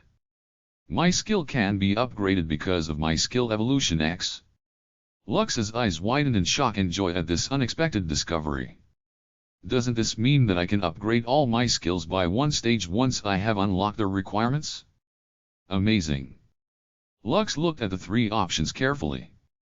The first and second options were good because he could understand what they meant. However, the third option baffled Lux. He didn't know what named creatures were and what kind of abilities they possessed. Even so, he still felt that the third option was the best choice among the 3. If you are unsure about certain terms in regards to skill, you can always consult the Elyon compendium for more details. A lively voice spoke from behind Lux, which made the latter jump in fright. Ariel! Don't scare me like that! Lux gasped as his hand pressed over his chest in an attempt to regain his calm. Bro, you almost gave me a heart attack. Bro. Ariel looked at Lux with amusement. This is the first time someone has called me a bro. Fine, I'll make an exemption this time and allow you to refer to me as such. Now, go on and check what a named creature is. Lux nodded and summoned the Elyon Grand Compendium. As soon as he held the book in his hands, its pages automatically started to turn before they stopped at a certain page. The red-headed boy looked at the page and was surprised to see that it had stopped on the page with the information on named creatures. These are creatures that have been bestowed names by their masters. Creatures who were bestowed names are more powerful than the monsters of the same species and level. They also learn special skills that are exclusive to them. Named creatures also have the ability to evolve and transform into more powerful forms once they meet the necessary requirements. A named creature will always be loyal to its master. After reading the information about named creatures, Lux shifted his gaze to his soul book and confidently chose the third option to name a creature. You have chosen to give your first skeleton a name. Lux rubbed his chin as he ran a series of names inside his head. He knew how important names were, and he was blessed to have been given good names in both of his lifetimes. Because of this, he decided to give his first companion a name that would make anyone tremble whenever they heard it. Diablo, Lux said softly. From now on, your name will be Diablo. You have chosen the name Diablo as the name for your first skeleton. Is this your final answer? Lux clicked yes to confirm his answer. As soon as he did, particles of light appeared in front of him and, from there, a skeleton emerged. The skeleton stood at 174 centimeters, 5 feet 7 inches, and its bones were extremely white. On its forehead, some kind of mark that resembled a black flame could be seen easily. Lux opened Diablo's personal page in his soul book and checked its information. Finally a worthy opponent. Our battle will be legendary. Named skeleton. Rating, F+. Energy, 10. Progress, 0/100. Health, 15. Attack, 3 to 10. Attack type, ethereal damage. Title, Firstborn. Diablo is your first named creature and has been bestowed the title Firstborn. This named creature has gained the ability to evolve. Regardless of what happens in the future, this named creature will be forever loyal to you. Attacks made by this creature have a high chance of dealing critical damage. All attacks made by this creature will deal ethereal damage. Ethereal damage ignores armor and other kinds of defensive equipment. When you use beast cores to upgrade Diablo, its effects would be boosted by 50%. Note, congratulations. You got your first lackey. Yo-ho-ho. Here we go. Chapter 11 The Arts of Necromancy Part 2. Lux nodded his head in appreciation. He felt that he made the right choice after choosing the third option and giving his first skeleton a name. After the naming was completed, the red-headed boy checked the other basic summoning skills that were available to him. Rating, D. Energy, 10. Progress, 0/100. You can increase the progression rating when you use beast cores to upgrade this skill. Requirement, summon skeleton rating C. Summons 1 skeleton archer to fight for you. Summon duration 1 hour. Skill cooldown, 5 minutes. Skeleton archer. Health, 20. Attack, 3 to 10. Attack type, physical damage. Rating, C. Energy, 20. Progress, 0/100. You can increase the progression rating when you use beast cores to upgrade this skill. Requirement, skeleton archer rating A. Summons 1 skeleton mage to fight for you. Summon duration 1 hour. Skill cooldown, 5 minutes. Skeleton mage. Health, 50. Attack, 5 to 15. Attack type, Elemental damage. Dash. Summon skeleton archer, and summon skeleton mage, Lux muttered. Not bad. But, this makes upgrading them more troublesome. Lux scratched his head as he looked at the requirements of his two other summoning skills. He could already imagine the amount of resources that he would need to upgrade Diablo, as well as the summon skeleton skill. Since both of them were separate skills, upgrading them at the same time was not ideal. In the beginning, Lux was aware of how hard it was to gain beast cores. Those who passed the Stronghold's entry test to Elyon would gain the right to enter the beginner's area. Inside this beginner's area were low-level creatures, and common monsters that those who were 12 years old and above could practice on in order to refine their fighting abilities. When these creatures were killed, there was a 10% chance that they would drop a beast core. When using a beast core, people would be given two options by their soul books. The first one was to upgrade their personal stats. Depending on the rarity of the beast core, they could gain up to 100 points once it was consumed. The beast cores of low-tier beasts usually give a 10% chance to gain a skill exclusive to the creature that was slain. Aside from that, one could also gain 1 to 2 stat points that could be allocated freely. The second option was to upgrade skills. When one upgraded skills, the progress bar of the skill would rise until it reached 100% progression. The skill would then become more powerful, and might even lead to a mutation that could unlock a more powerful version of the original skill. This was similar to Lux's skill Evolution X, but this instance only happened at a very, very low probability. Usually, when people upgraded their skills, they would only have their skill's performance improved. This was why the skill that Lux acquired from the God of Gamblers was a skill that would make everyone in the world of Sola feel extremely envious. An ability that could evolve any kind of skill was unheard of.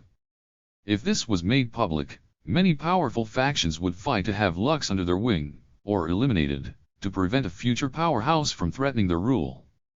Lux didn't think about these things because he had a more troublesome problem at hand. He felt conflicted if he should upgrade his stats first, or his skills first. This question had plagued countless people soon after they had entered Elyon for the first time. The line drawn between internal and external strength had long been a subject of debate for rankers. Only those that were born without any affinities would focus on enhancing their stats, instead of relying on skills to become stronger. Ariel, what should I do? Lux asked. Should I upgrade my stats first, or Diablo's? That's the choice you need to make, Lux, Ariel replied. For now, you should think of what to do in the morning. Since you just failed the recent entrance test to Elyon, the leader of this stronghold, Gerald, will not allow you to take the test anytime soon. He doesn't want others to think that he is playing favorites, so you will have to wait a year to take Elysium's entrance exam again. I can't wait that long. Lux stuttered.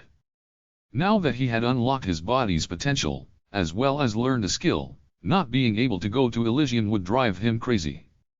Ariel nodded in understanding. How about this? I will lend you an artifact that will allow you to travel to a beginner's area that is located far away from territory that belongs to Wildguard Fortress in Elyon. This way, not only will you be able to access Elyon, no one will be able to recognize you as well. What do you think about this proposal of mine? I accept. Lux answered in a heartbeat. He was afraid that Ariel would take back his offer if he didn't answer right away. Ariel chuckled and looked at the overexcited youngster who was holding himself back from hugging him to oblivion. Okay. Take this, Ariel presented a black ring to Lux. This ring is called the Ring of Arondingt. It will take you to the Arondingt territory which is located at the far south of Elyon. Before I forget, do you know how big Elyon is? According to Grandma, Elyon is as big as this world. Correct. But, do you know how big this world is? Lux blinked as he gave Ariel a random answer. As big as Earth. Ariel chuckled after hearing Lux's answer. He then gave the young boy a mischievous smile as he asked another question. Is Earth big? Ariel asked. Yes, Lux replied. Then, is Jupiter bigger than Earth? It is bigger. Lux was aware that Jupiter was the biggest planet in the solar system. However, he didn't know just how big it was. Solar is the same size as Jupiter, Ariel stated. Do you know how many Earths you can fit inside Jupiter? I don't know. The answer is almost 1,300 Earths. Solar and Elysium are that big. So, when I told you that this ring would allow you to enter the southern area of Elysium, it meant that you would be several Earths away from the Wild Guard stronghold. Lux's jaw hung open because he didn't expect that the world he was living on was that big. A planet that could fit almost 1,300 Earths was beyond his understanding. When Ariel asked him if the Earth was big, he had answered yes. Now that he knew that Solar was as big as Jupiter, he realized that he would be hundreds of thousands of miles away from home. Is it possible to travel from around into the territory of Wildguard in Elysium? Lux inquired. Definitely, Ariel answered with confidence. However, the path will be extremely dangerous. Elysium has just recently opened, and the races of this world have only explored the tip of the iceberg. Even if they were given 1,000 years, there would still be many unexplored regions waiting for the brave to discover. Also, the places you can enter are only the beginner areas. If you really want to go to this stronghold's territory in Elysium, it will be far safer to wait a year and take the test once again. Wouldn't it be better to give everyone a big surprise when they find out that you've become so strong after staying at home for a year? Ariel's playful words struck Lux's heartstrings. He could already see the shock in everyone's expressions after he took the next test, alongside the other 12-year-olds. As Lux was thinking of showing off an amazing performance in the future, he remembered his grandma's worried expression during dinner. His sudden silence confused Ariel, and the god of games thought that Lux was getting cold feet. Because of this, he decided to encourage the red-headed boy that everything was going to be fine. It's just a year of waiting, Ariel said. After you pass the test with flying colors, your friends, and the adults here in the stronghold will definitely see you in a better light. Lux shook his head because that was not what he was thinking. Ariel, can I tell my grandma about this? Lux asked. Since I will be going to Elysium, I will not be home. She might get worried and look for me everywhere. Knowing Grandma, she would turn this land upside down just to find me. Ariel frowned as he crossed his arms over his chest. There were several issues with Lux's suggestion, and it might lead to complications later. However, he also couldn't rule out the consequences of what would happen if Lux disappeared for a very long time. Although he hadn't passed the test to enter Elysium, everyone in the stronghold cared about luxury. If the red-headed boy suddenly disappeared, it would certainly cause a commotion and it might lead to headache-inducing scenarios. If Lux and Ariel wanted to avoid this problem, they needed to bring Lux's grandma, Vera, in their inner circle. Very well, let's talk to your grandma, Ariel replied after weighing the pros and cons of things. I will do the talking. You can just support me from the side. Lux nodded. Good. If possible, Lux didn't want to hide anything from his grandma. She was the only family he had ever known, and Vera had taken care of him since he was a baby. There was a certain trust between them that couldn't be spoken through words. This was also why Vera gave Lux her silent approval for wanting to train in secret in order to follow his dream to enter Elysium. Chapter 12 I Am No Quack Doctor. Vera looked at her grandson with a serious expression on her face. She had known that Lux had wanted to go to Elysium to prove that he wasn't useless, but Vera had never treated him as someone who was. For her, Lux was a child that filled her lonely world with colors. Although he wasn't the healthiest of individuals, he would do his best in order to help her in any way that he could. If possible, Vera didn't want Lux to go to Elysium because she was afraid that the boy's life would be endangered. Lux, I know that you really wanted to become a warrior, Vera said softly. But, even if your heart wills it, your body is not strong enough to see it through. Vera wanted to say that Lux didn't have to think about anything else and just live a happy and comfortable life, but she held these words back. She knew, more than anything else, what her grandson wanted to do in life. Grandma, I know that you love me and want only the best for me, Lux replied. Also, I know that it is hard for you to believe me, but my body is now healed. I will no longer faint if I stress my body too much. Vera shook her head firmly.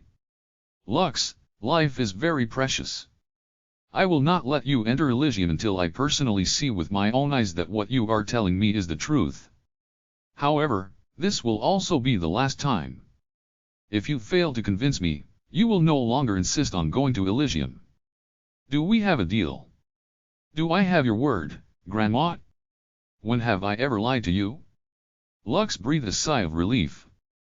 He grew up being spoiled by his grandma, and the latter treated him with great care. Although they'd had several arguments in the past in regards to his dreams to go to Elyon, Vera had never rejected his dream, and allowed him to train as much as he could. Grandma, I'd like to introduce you to someone, Lux said. He is the one that helped cure my body. Don't tell me it's another one of those quack doctors you invited in the past. Vera's face became stern. How many times have you been conned by people into buying those random potions that only made you sick? Have you not learned your lesson? Lux coughed lightly because he couldn't refute his grandma's words. In the past, he had bought some shady strengthening tonics from the merchants that passed through their stronghold. Although these tonics looked good on the outside, their effects were horrible, causing Lux to suffer from rashes, or fever, for a few days. Don't worry, Grandma. This time it's not a quack. Lux patted his chest with confidence. In fact, he also came here to personally talk to you. He wanted to talk to me? Vera frowned. Where is he? In my room. Lux. Did you just invite a random stranger inside our house while I was away? Vera's steady gaze made Lux feel like he was suffering from constipation. However, he gritted his teeth in order to take control of the situation. Grandma, let me just introduce him to you first, Lux said. If he's really a suspicious quack, feel free to whack his head silly. Vera reluctantly nodded her head and made a gesture for Lux to fetch the person that healed his body. She had already decided that if the quack was planning to hurt her grandson, she would strangle him and feed his body to the crocodiles in the river. A few minutes later, a child, who seemed to be around 12 years old, followed behind Lux with a smile. Vera was surprised because she didn't expect that the person that Lux was talking about was actually a boy younger than him. Suddenly, Vera's expression became serious as she stared at the young boy with dark blue hair and gray eyes. She was a warrior, so it was fairly easy for her to notice even the smallest of things when it came to people. The first thing that alarmed her was that she couldn't sense the blue-haired boy's presence. It was as if the one following Lux was not a person, but just a passing breeze. The second thing she noticed were the boy's eyes. Those eyes didn't belong to someone young, but a wise person that seemed to have lived for many years. A high ranker? Vera thought as she extended her senses towards the boy who was now sitting in front of her. Good day. My name is Elyon, and I am the one that helped Lux fix his body, Elyon said with a smile. Before anything else, I would just like to say that I am no quack doctor. Lux is already healed and, although his body still hasn't reached the standards to enter Elyon, it is no longer burdened by its past weakness. If he trains properly, then going to the newbie area will not be an issue. Are you a ranker? Vera asked. What is your rank? Elyon blinked once then twice before realization hit him. Well, I'm not really a ranker, Elyon replied. But, if it will make you feel any better, you can think of me as one. Vera narrowed her eyes. She didn't believe that someone like Elyon would randomly choose to help someone. There was no free lunch in this world, and she was sure that the blue-haired boy had some hidden agenda. Lux must have something he wants, Vera thought. I better get rid of him before he can do something to my grandson. Such scary thoughts, Elyon commented with a smile. I swear by my name that I have no evil intentions in regards to Lux. If I planned something so sinister, I would not have gone out of my way to meet with you, right? Vera's pupils shrank when she realized that the other person could read her thoughts. This was not the first time she had met someone with this ability. She had her fair share of fighting against these kinds of people in Sola and Elyon. The one thing that they all had in common was that all of them were troublesome opponents. "Please, can't we have a proper discussion without you thinking of ways to kill me?" Ariel said with a bitter smile. "I came here to tell you that I will take Lux to Elysium with me and train him for a year. After that he will take the test here in the Wild Guard stronghold so he can join your faction inside Elysium." "Take him to Elysium?" Vera raised an eyebrow. "You're already a ranker. You can't possibly enter the newbie area." Ariel briefly nodded his head in agreement. "There are laws in Elysium that divide the lands that people can explore depending on their ranks. However, I can bypass these laws and go anywhere unhindered. But, we both know that you won't allow Lux to go to Elysium unless he has proven himself capable of surviving by himself, right?" "Yes," Vera answered. "Well then, since both of us are in agreement, how about we all go on a little trip outside this stronghold?" Ariel proposed. "That way, you will be able to see with your own eyes if your beloved grandson had the qualifications to go to Elysium or not." Vera didn't reply right away. Instead, she looked at her grandson who was giving her a pleading gaze. After a brief inner battle, Vera sighed and reluctantly nodded her head. "Very well," Vera said. "We will leave at first light. I want to see if my grandson is really cured of his sickness. If you can show me that he has the means to survive in Elysium, then I will allow him to go there. However, if you are lying to me, I don't care who you are, or where you are from, I will ensure that you never see my grandson again. Do I make myself clear?" Ariel smiled and nodded his head. Vera's threats had no meaning to him, but he could understand how much she cared about Lux. Although the general plan had been derailed from the start, he was still happy that the candidate they had chosen was well loved by his foster family. Chapter 13, Earning Vera's Recognition. Vera, Lux, and Ariel sat on top of the white hippopotamus, Sophie, as they traveled along the river. This was not the first time that Vera had taken Lux on a journey with her, so he was quite familiar with the landmarks that they were passing. After traveling for half a day, the white hippopotamus swam towards the riverbank. After walking up to land, Vera, Lux, and Ariel dismounted from her back and observed their surroundings. "Where are we, Grandma?" Lux asked. This was the first time that he had stepped into this place, and he was not sure why Vera had brought him here alongside Ariel. "This place is called the West Mill Valley," Vera answered. "This is a place where both common and ranked monsters can be found. Don't worry, the strongest monsters here are rank 2 monsters. As long as you don't go deep inside the valley, your chances of meeting them are slim." Lux gulped because according to the knowledge he had, rank 2 monsters were as strong as grade C apostles. In Solat, there were various ranks to measure the strength of an individual. Only those that had stepped on the apostle rank were considered individuals that had surpassed the limits of mortality. Those who had become apostles were eligible to enter the intermediate area of Elysium. It was also where stronger monsters and richer resources could be found. Children who were 12 and above were given the opportunity to enter the beginner area of Elysium, where common monsters, like the horned rabbit, could be found anywhere.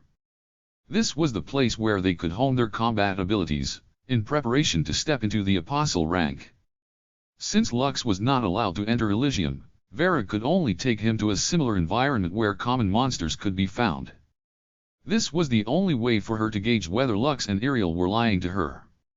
"Come, let us make camp," Vera ordered as she took out a large tent from her storage ring. Lux happily helped his grandma prepare the tent because it had been a few years since they had gone on a camping trip together. Even so, he was still very proficient in doing these simple chores, because he wanted to be useful to her whenever they left Wild Guard Stronghold to visit the nearby towns in their territory. After finishing the tent, Vera started to prepare their lunch.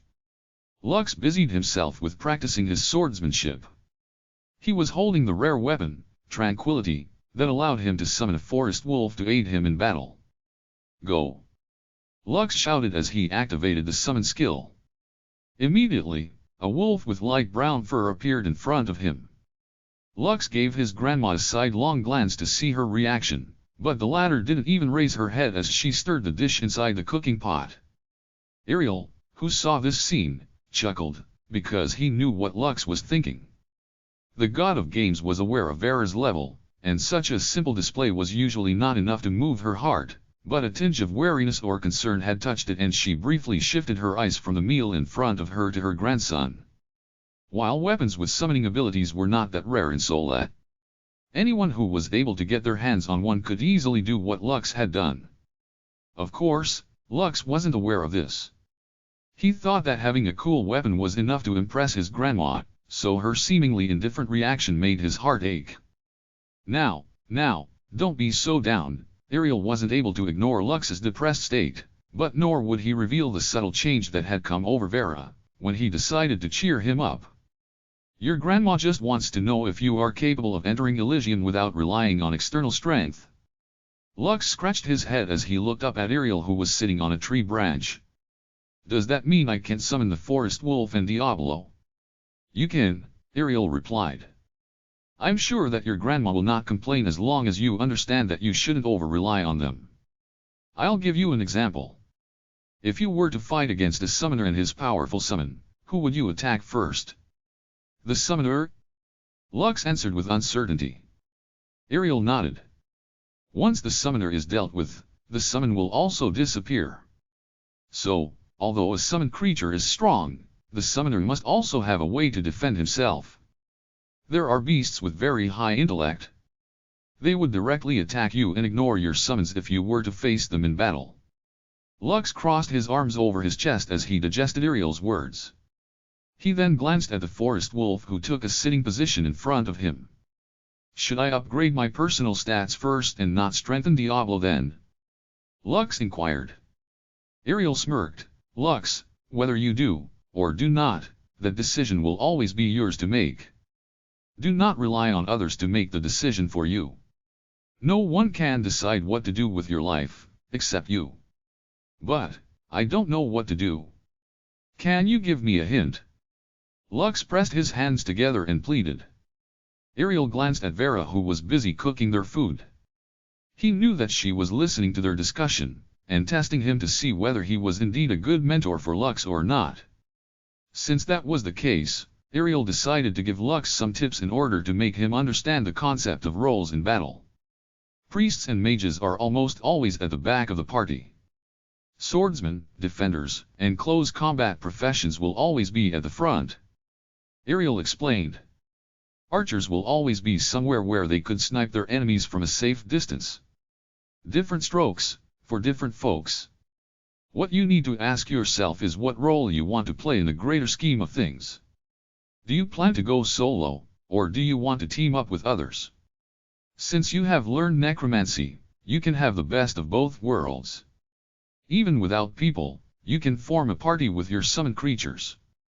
At the mention of necromancy, Vera raised her head and looked at Lux, who was deep in thought. Lux, is that true? Have you learned necromancy? Vera asked with a serious expression on her face. Yes, Grandma, Lux answered. Show me. Okay. Lux took a deep breath as he activated the summon skeleton skill. Come forth. Diablo.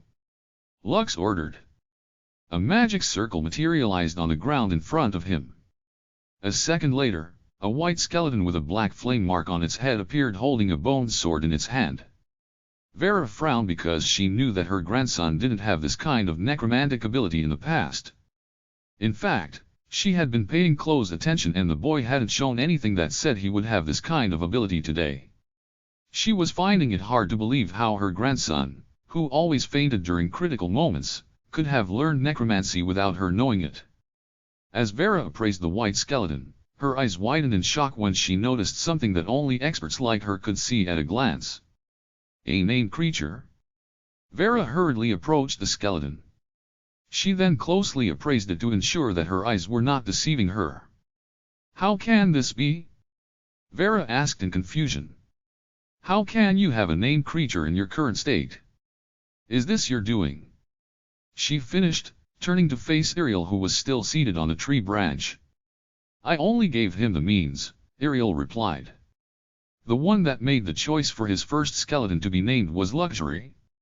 Vera was aware of how powerful a named creature could be. Unlike other creatures, a named creature could grow strong at a faster rate than others. Also, it possessed unique abilities that set them apart from normal creatures. What do you think, Grandma? Lux patted his chest. Don't you think that I have what it takes to enter Elyon now? Vera glanced at Diablo before shifting her gaze to her grandson. She admitted that having a named creature would greatly help Lux in the long run, but the problem was his short-term progression. Only if you don't faint in battle, Vera ruffled Lux's hair fondly. If you faint, no matter how strong your summon is, it will just disappear into thin air. Don't worry, Grandma. I will not faint anymore. We'll see about that. Ariel smiled as he watched the playful banter of the grandmother and grandson pair.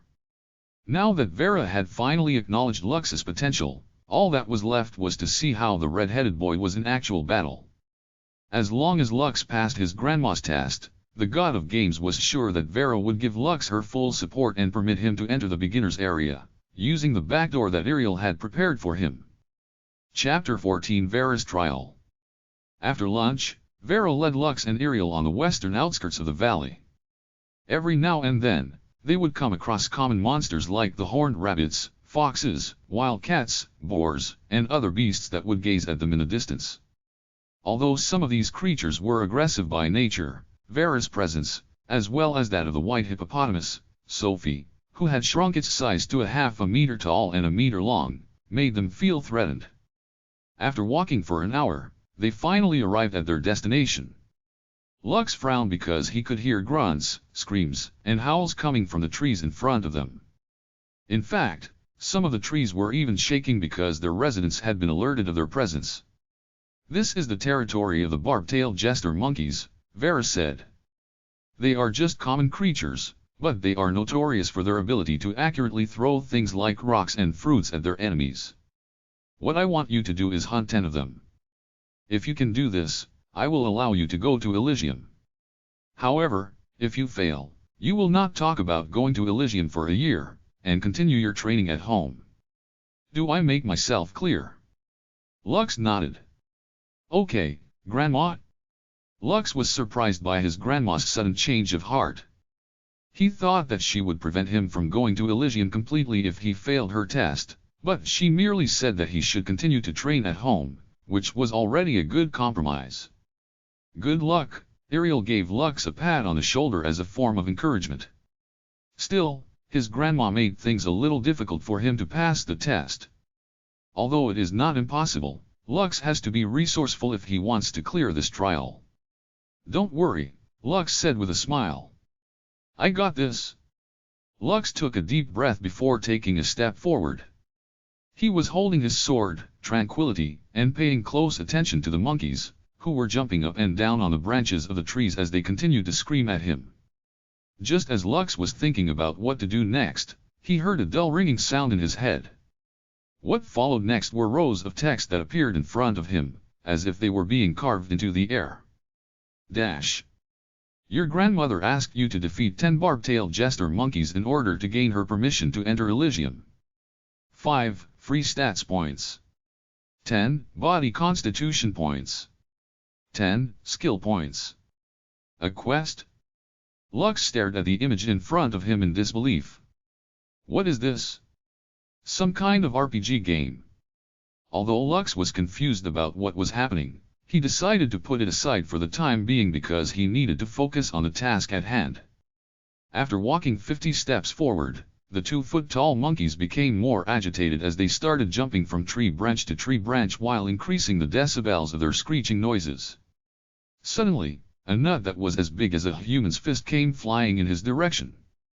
Lux had already raised his awareness to its limits because he understood that the monkeys were wild creatures, and their temperament was on the aggressive side. Because of this, he was able to dodge the nut that was thrown at him with ease. The monkeys seemed to find his dodging amusing, so they all started screeching and clapping their hands like spectators at a theatrical performance. It was also at that moment when Lux saw several monkeys raise their hands in the air in the act of throwing something. Lux's body stiffened when he realized that the monkeys were now going to attack him for real. As soon as this thought came to his mind, several flying projectiles, namely fruit, wooden sticks, and rocks, descended on him like rain.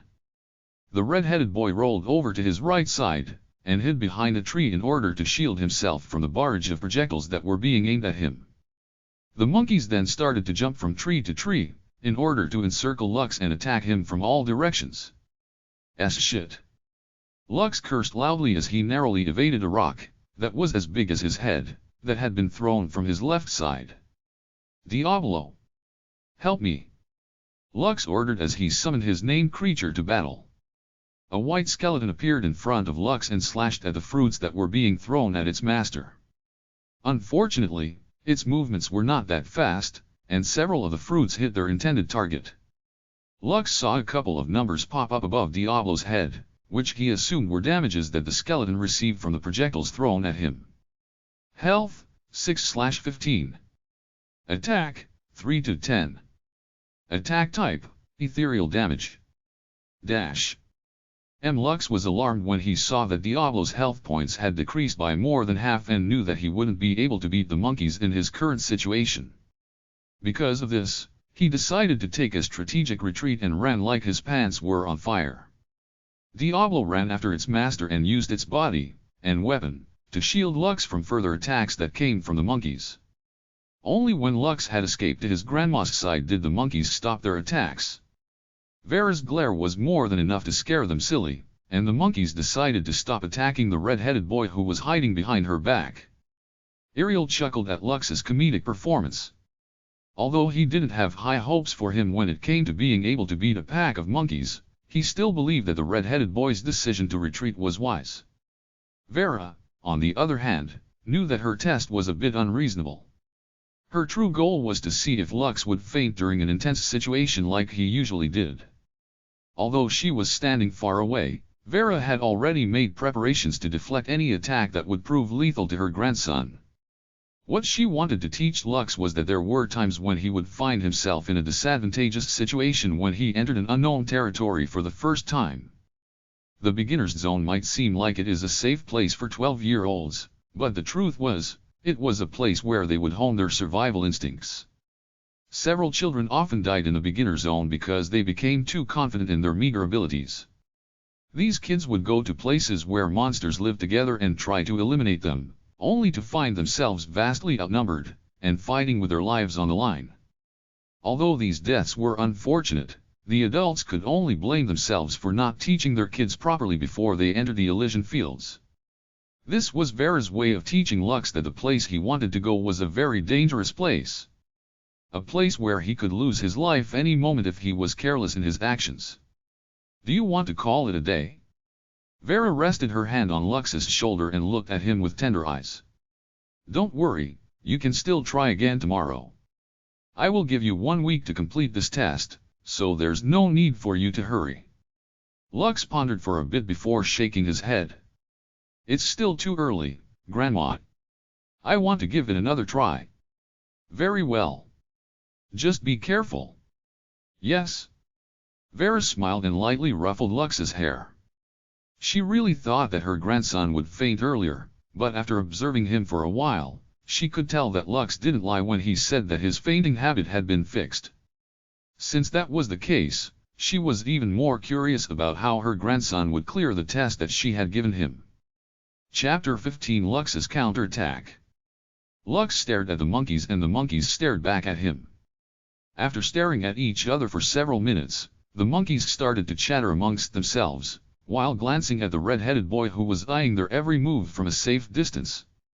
Doesn't that boy look like a monkey as well? Maybe he is our distant cousin? I don't think so. He doesn't have a tail. Ah.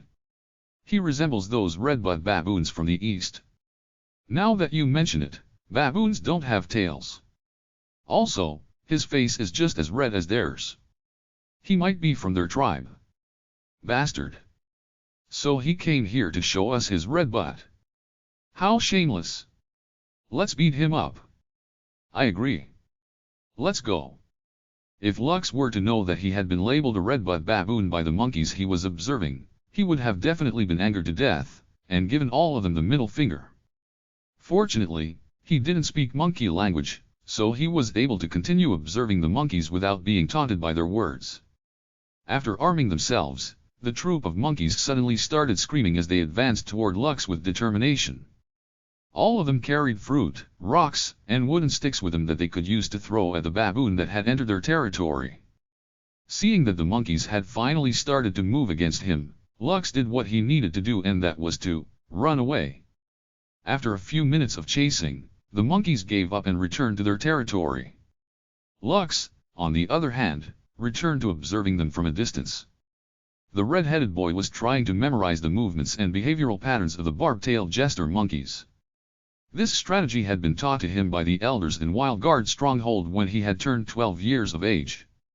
Lux could recall these lessons by heart and now had the opportunity to apply this knowledge to his current situation. The barb-tailed jester monkeys would jump from tree to tree using their hands, feet, and tail, on normal occasions. When they were going to fight, however, both of their hands were occupied by fruit, sticks, or rocks, which prevented them from using them.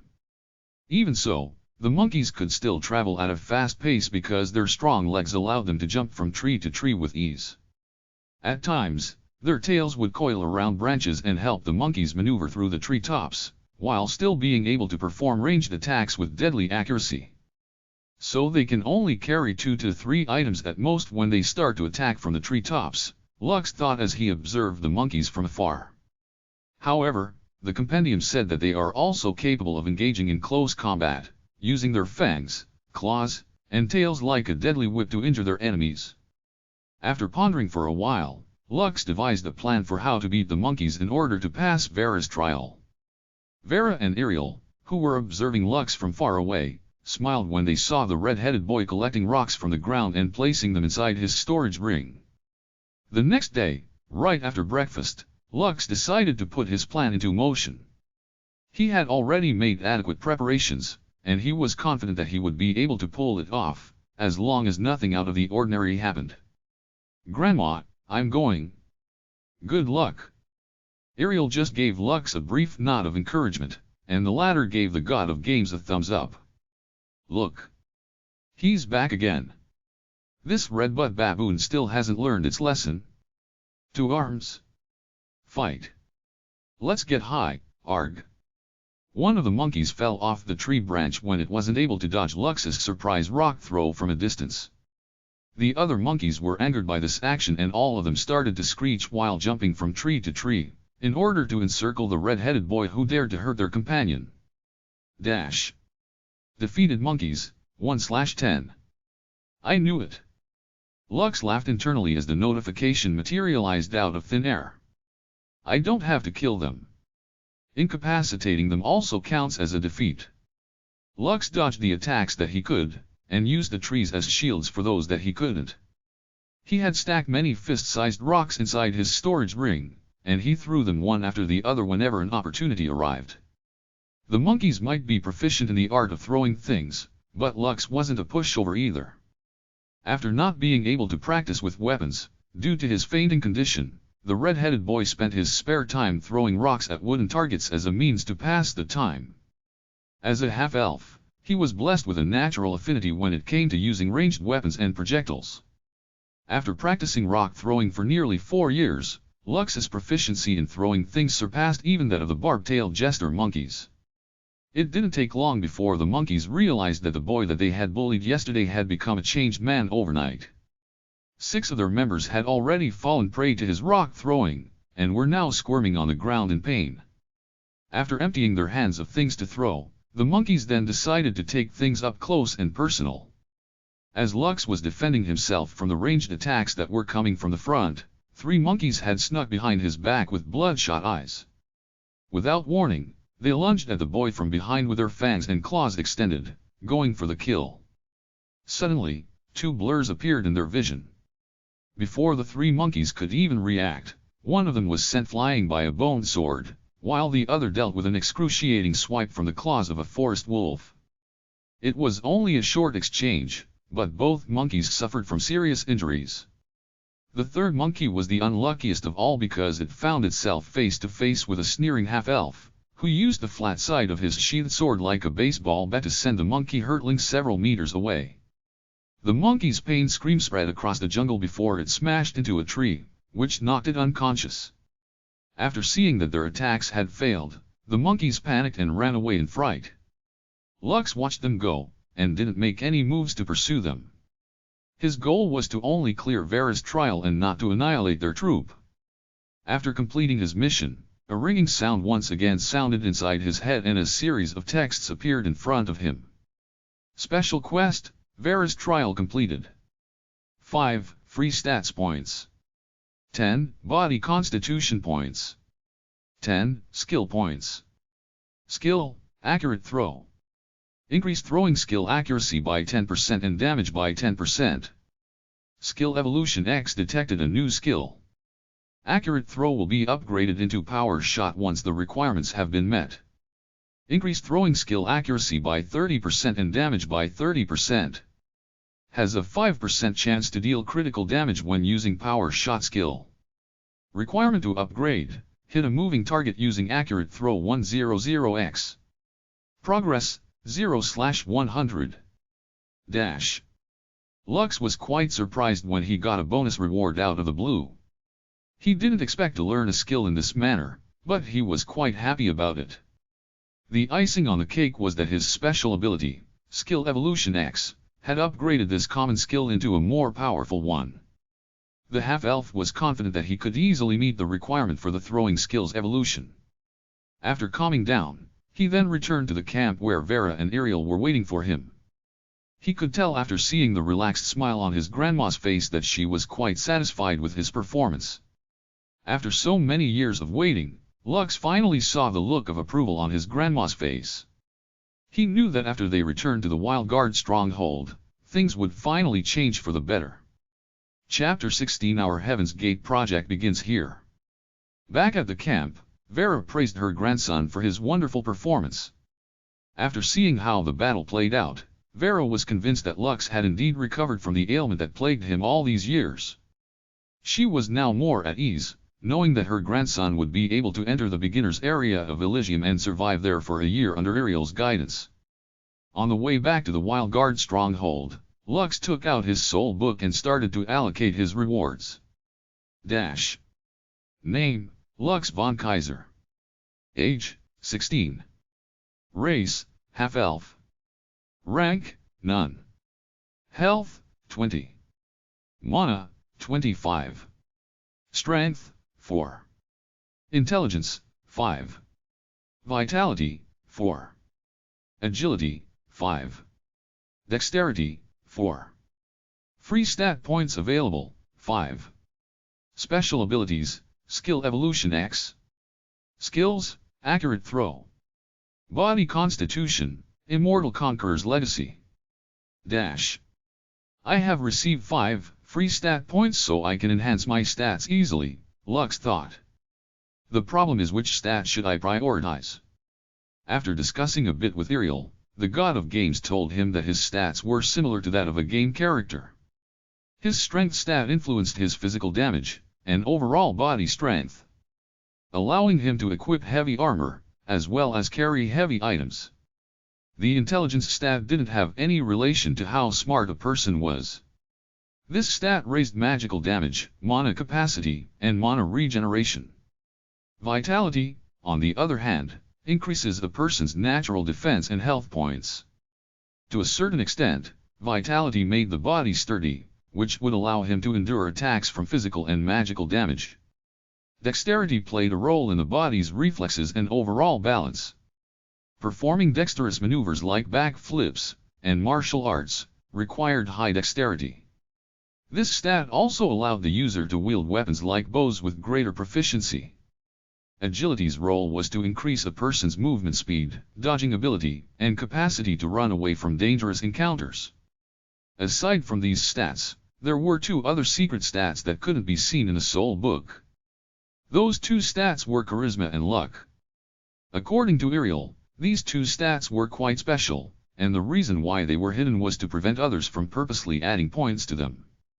Everyone in Sola could access their soul books and freely add points to their stats according to their wishes. This setting was really similar to those RPG games that Lux had played in the past. The only difference was that they were not players who could resurrect an infinite number of times when they were killed. One mistake and it was a permanent game over for all of them. I can either fight alongside my summons, or support them from the rear, Lux thought. However, if given the choice, I would like to become strong enough to protect myself, so even if I get attacked, I can still give my attackers a nasty surprise. After careful considerations, Lux decided to take a more balanced approach on things. Health, 25. Mana, 25. Strength, 6. Intelligence, 5. Vitality, 5. Agility, 6. Dexterity, 5. Lux added 2 points to strength, 1 point to vitality, 1 point to agility, and 1 point to dexterity. The red-headed boy immediately felt the effects in his body and it almost made him cry in happiness. For the past 4 years, his stats hadn't improved one bit. Even the 12-year-olds in Wildguard Stronghold were stronger than him, when it came to physical and magical strength. Now, for the other rewards. Lux checked the extra rewards that he received after clearing his trial. 10 Body Constitution Points. 10 Skill Points. The 10 Body Constitutions should have been automatically added to my Immortal Conqueror's Legacy, Lux thought as he went to his Body Constitution tab. Just as he expected, the progress bar had increased by 10 points, which put his mind at ease. Rating, F. Progress, 11/100. Conquest is not all about claiming lands, and expanding your domain. True conquest is conquering the hearts of people. Once you gain their loyalty, the path to dominion will open its doors for you. Abilities, none. Note, upgrading your special constitution will allow you to unlock its abilities. As for skill points, Lux opened the Skills tab and several options appeared in front of him. In the Skill tab, he saw the Summoning Skeleton and Summon Diablo options. Both of their progress ratings were at 0, but for Lux, this was an easy choice to make. Let's go with quality over quantity, Lux thought as he added the 10 skill points to Summon Diablo. Immediately, the progression bar on his named summon increased by 10 points. Finally a worthy opponent. Our battle will be legendary. Named Skeleton. Rating, F+. Mana, 10. Progress, 10/100. Health, 15. Attack, 3 to 10. Attack type, ethereal damage. Strength, 3. Intelligence, 2. Vitality, 3. Agility, 2. Dexterity, 2. Title, Firstborn. After allocating all of his rewards, Lux unsummoned his skill book and hummed a song. Vera glanced at her happy grandson and was unable to keep herself from smiling. Although she would be a bit lonely when Lux went to Elyon to start his training, she also understood that she couldn't keep him by her side forever. Lux, promise me one thing, Vera said as she gave Lux a light hug. Anything for you, Grandma, Lux replied as he hugged Vera back. Prioritize your safety. If the situation becomes too dangerous, do not hesitate to run away. I have only 3 family members left in this world, and one of them is you. My heart will break if something terrible happens to you. Grandma, I can't promise that I will not encounter a dangerous situation when I am in Elyon. However, I will promise you this. I will do everything in my power to live. I will do my best for you, Grandma. Vera nodded as she patted Lux's head.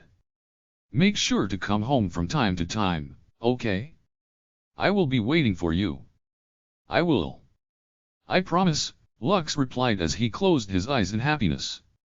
Now that his grandma had given him permission to go to Elyon, there was nothing more that could hold him back. Ariel, who was also seated on the back of the white hippopotamus, Sophie, sighed in relief. Now that the wheels of fate were finally set in motion, the plan that he and Max had made for many years was about to officially start, finally. "Max, don't worry. I will take it from here," Ariel said in his heart while thinking of his best friend. "Our Heaven's Gate project begins here?" Chapter 17. People will always be afraid of the unknown. "Have you packed your clothes?" "Yes, Grandma." "How about the food I prepared? Do you have that as well?" "Yes." Vera looked at her grandson lovingly as she patted his head.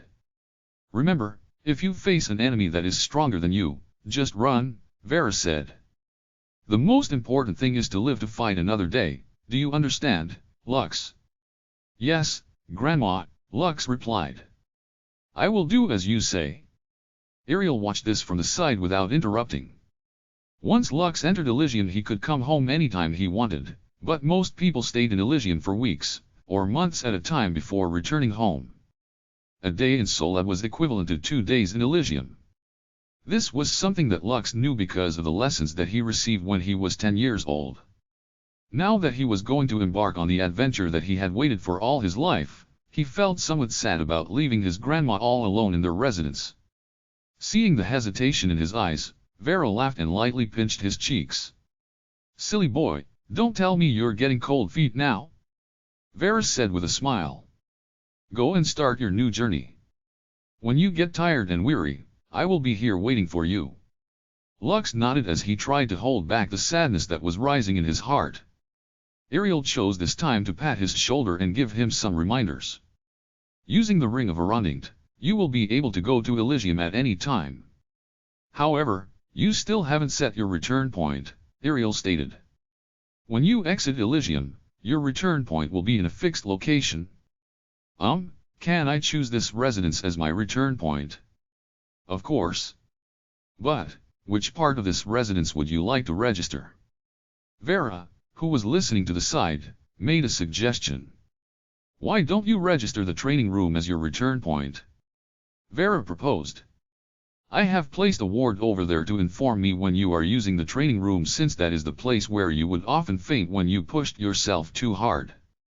I think it is the most ideal location for this return point that you speak of."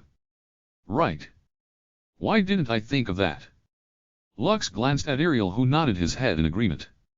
"Let's go to the training room then," Ariel replied. A few minutes later, Lux pressed the Arondingt ring against the floor in the center of the training room in order to register it.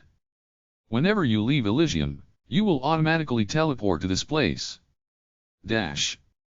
Now, you're good to go," Ariel stated. "To activate the ring, you just need to say the words, 'Open, Heaven's Gate.' You can use this activation code to enter and leave Elysium." Lux nodded and turned to his grandma. "Grandma, I'm going now," Lux said. "Be safe, Lux," Vera replied as she gazed proudly at her grandson. "I'll be waiting for your safe return." Lux gritted his teeth as he pressed his right hand over his chest. "Open, Heaven's Gate." When Lux opened his eyes, he found himself standing beside a floating blue crystal. It took him a while to regain his composure as he looked around at his surroundings. He seemed to have appeared in some kind of plaza, where several people had gathered. Some of them were looking at him with curiosity, while others were looking at him in confusion. "Is that a human? What is a human doing in this place? Did he get lost or something? Should we call the village's guards?" Lux felt that something was completely out of place in his surroundings. Although there were people around him, some of them were only over 3 feet tall, 95 centimeters.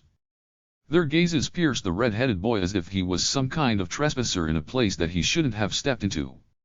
Suddenly, a cute little girl with blonde hair, holding a mace with both hands, approached him. Big brother, are you lost?" the blonde girl asked. "Are you a human?" "No. I am not lost," Lux replied. "And, I am a half-elf, so I'm only half human." The little girl's eyes sparkled as she looked at Lux with great interest. "A half-elf? This is the first time I've seen a half-elf." Lux crouched down in order to have eye-to-eye contact with the blonde girl who was showing no signs of hostility to him. You haven't seen half-elves before? The blonde girl shook her head. This is dwarven territory. It is very difficult to see other races here. You are the first non-dwarf that has appeared in this territory since Elysium opened. Dwarven territory? Yes. This place is called Leaf Village. One of the beginner areas exclusive to the dwarven race. Lux finally understood why he felt out of place. He now understood why everyone around him was short. So they're dwarves, Lux thought.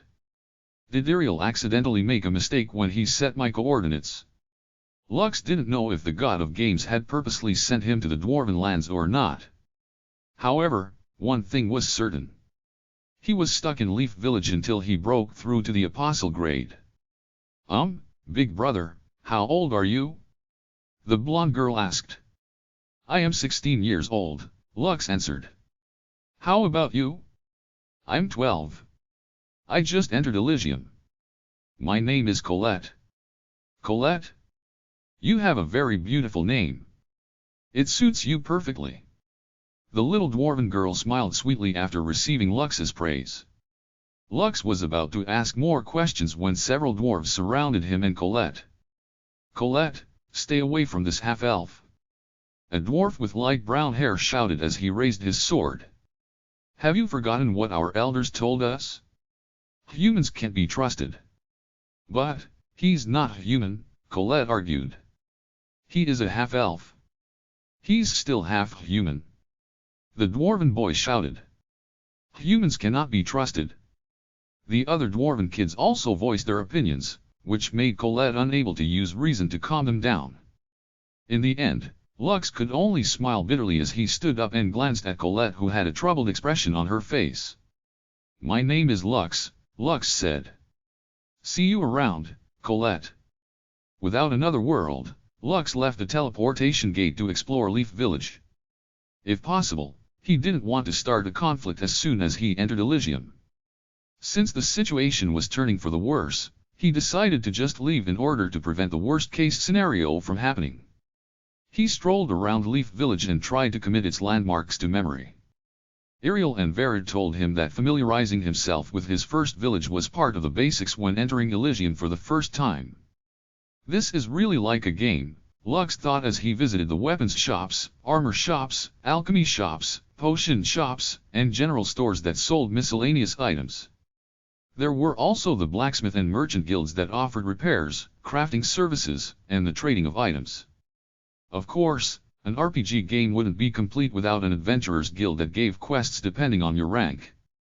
Leaf Village wasn't big, so it only took Lux several hours to see everything he needed to see.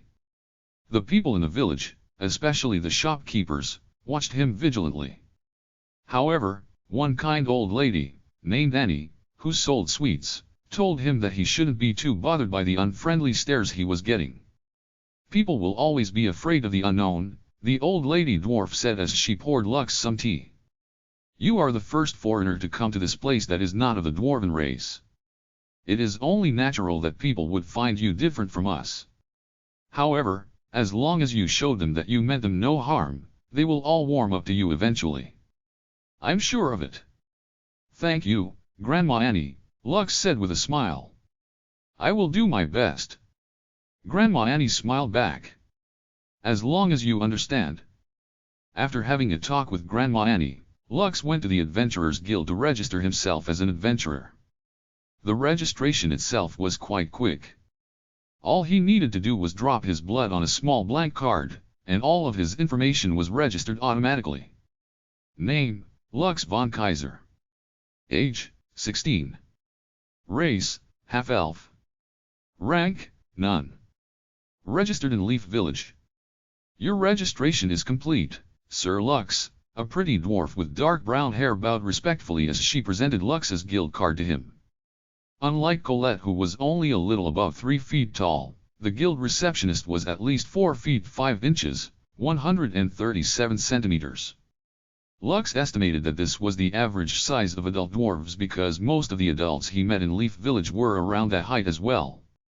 After bidding goodbye to the receptionist, Lux decided to rest at an inn for the rest of the day, and explore the outskirts of the village in the morning. Ariel had told him that he was going to give him a freebie of 100 Elyon copper coins, and 2 silver Elyon coins when he arrived in Elysium.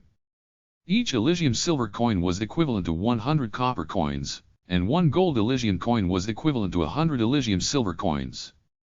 Elysium coinage was the universal currency that was used in Elysium.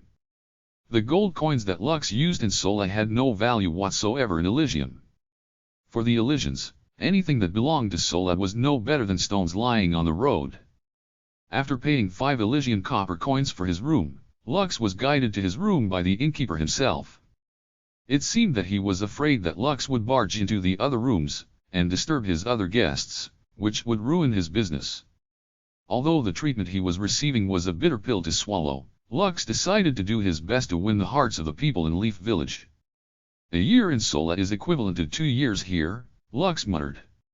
I wonder how strong I will be when the trials in Wildguard Stronghold start next year? Lux grinned as he envisioned his glorious comeback after several years of failure. He knew that when that day came, he would shock everyone speechless. A/N, foreigners are what the Elysians call the people that didn't come from their world. Chapter 18, Pests of the Plains. Inside his room, Lux was busy reading the information about Leaf Village in the Elysian Compendium. So this village is located in the Dwarven Kingdom of Beliven, Lux muttered. The specialty of Leaf Village is honey-flavored leaf candies. It restores 50 health points and 50 mana points.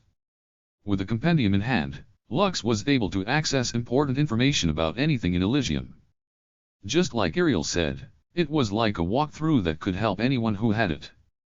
When Lux clicked the image of Leaf Village in the compendium, he was given 2 options. The first option was the map of the village, and the second one was the map of its surrounding areas. Since he had already explored the village, the red-headed boy chose the information on its surrounding areas instead.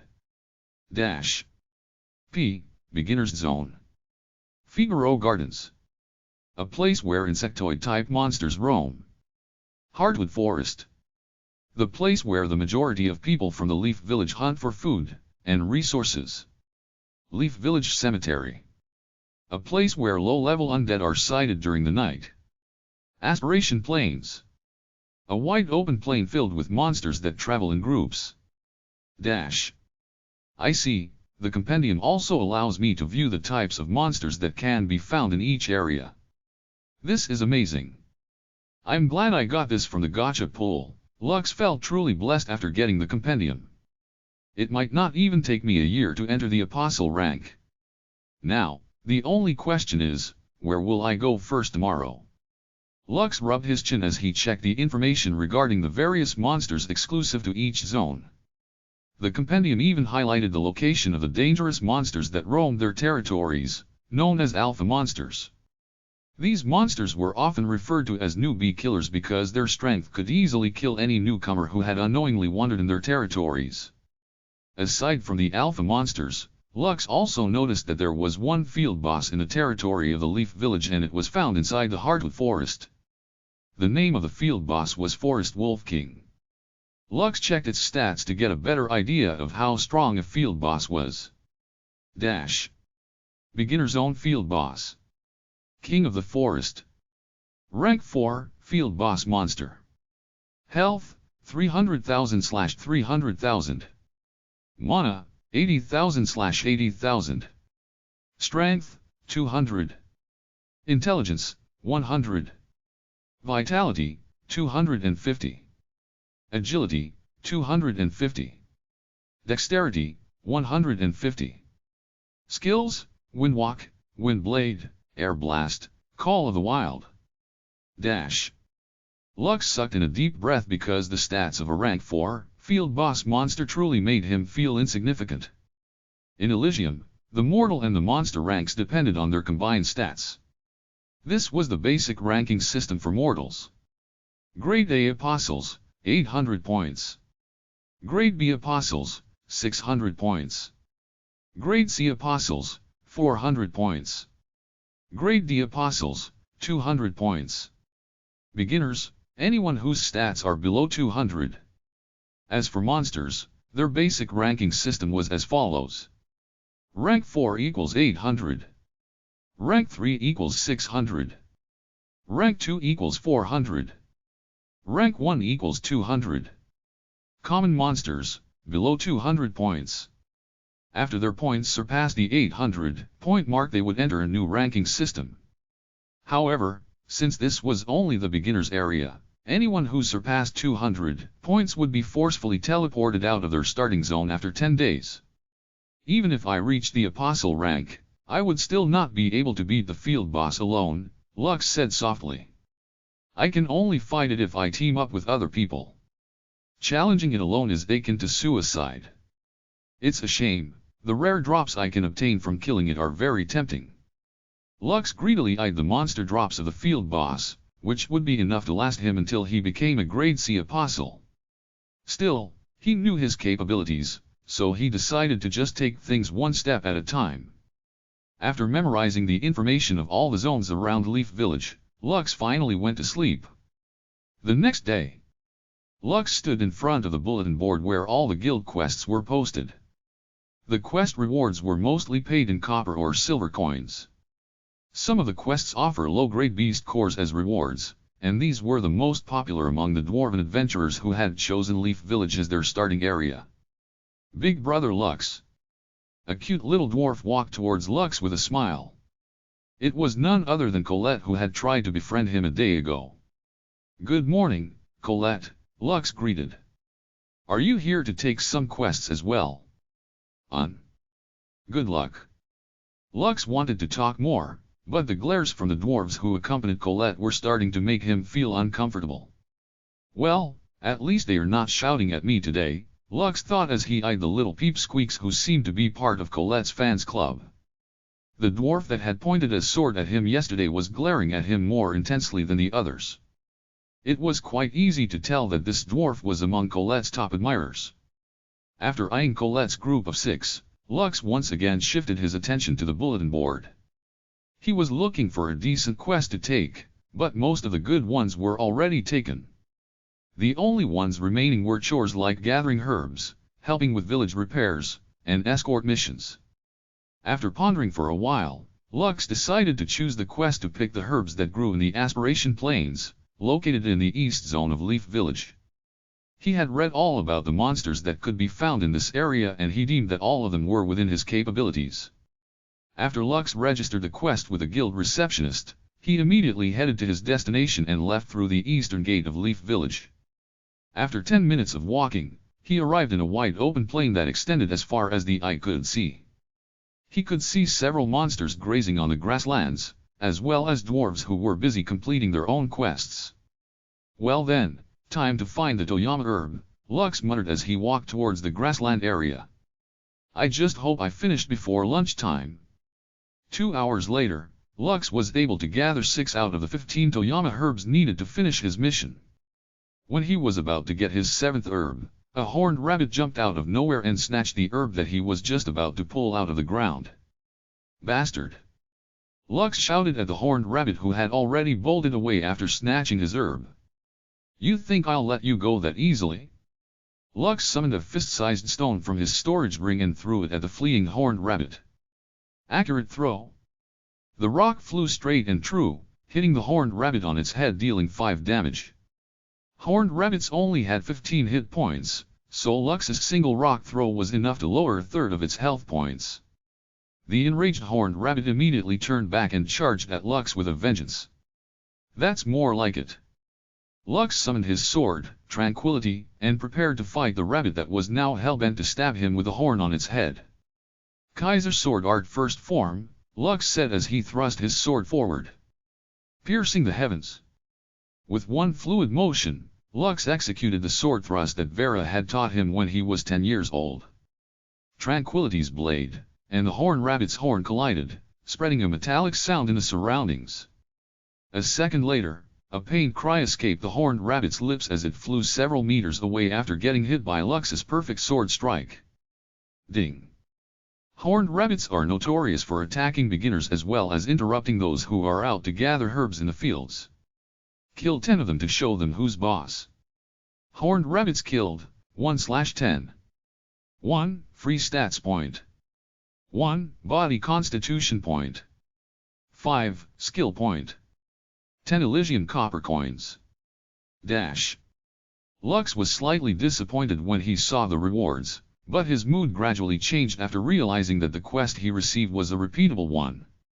Meaning, he could do this quest over and over again in order to farm points that he could use to make himself grow stronger. Also, Lux realized that this was the perfect quest to help him upgrade his accurate throw into its stronger form, which was the power shot. Increased throwing skill accuracy by 30% and damage by 30%. Has a 5% chance to deal critical damage when using power shot skill. Requirement to upgrade: hit a moving target using accurate throw 100x. Progress: 1/100. 1 down, 99 to go. Lux smirked. He then picked up the body of the foot-long horned rabbit to sell back at the Adventurers Guild after he finished his herb gathering mission. Right now, he had limited funds. Even though the horned rabbit meat wasn't the most delicious meat in the beginner's area, it was still something that could be sold for 1 Elysian copper coin. Lux could also use the meat for his own consumption, which would lessen his food expenses. Back then, I couldn't even catch one horned rabbit, Lux mused. Now, I can kill them without any problems. Thank you, Grandma. Those years of hard training were not wasted. After storing the horned rabbit's corpse inside his storage ring, Lux scanned the surroundings in order to hunt for more. Since he found one in the area, it was only a matter of time before he found more. At the corner of his vision, he found something moving fast in the grasslands. A smile appeared on Lux's face as he made his way towards his next target. Chapter 19 First Quest Completion. Congratulations, you have learned power shot skill. Lux panted as he sat on the ground. After killing his 100th horned rabbit, his skill had finally been upgraded successfully. Finally. Lux sighed in relief before checking his stats in his soul book. Name: Lux von Kaiser. Age: 16. Race: half-elf. Rank: none. Health: 25/25. Mana: 4/25. Strength: 10. Intelligence: 5. Vitality: 5. Agility: 9. Dexterity: 8. Special abilities: Skill Evolution X. Skills: Power Shot. Elysian Copper Coins, 145. Elysian Silver Coins, 2. Elysian Gold Coins, 0. Lux allocated his 25 skill points to Diablo in order to help his named creature become more powerful. Right now, Diablo's progression rate was at 35%. Progress: 35/100. The red-headed boy was quite excited to see what changes his named creature would have once he upgraded him.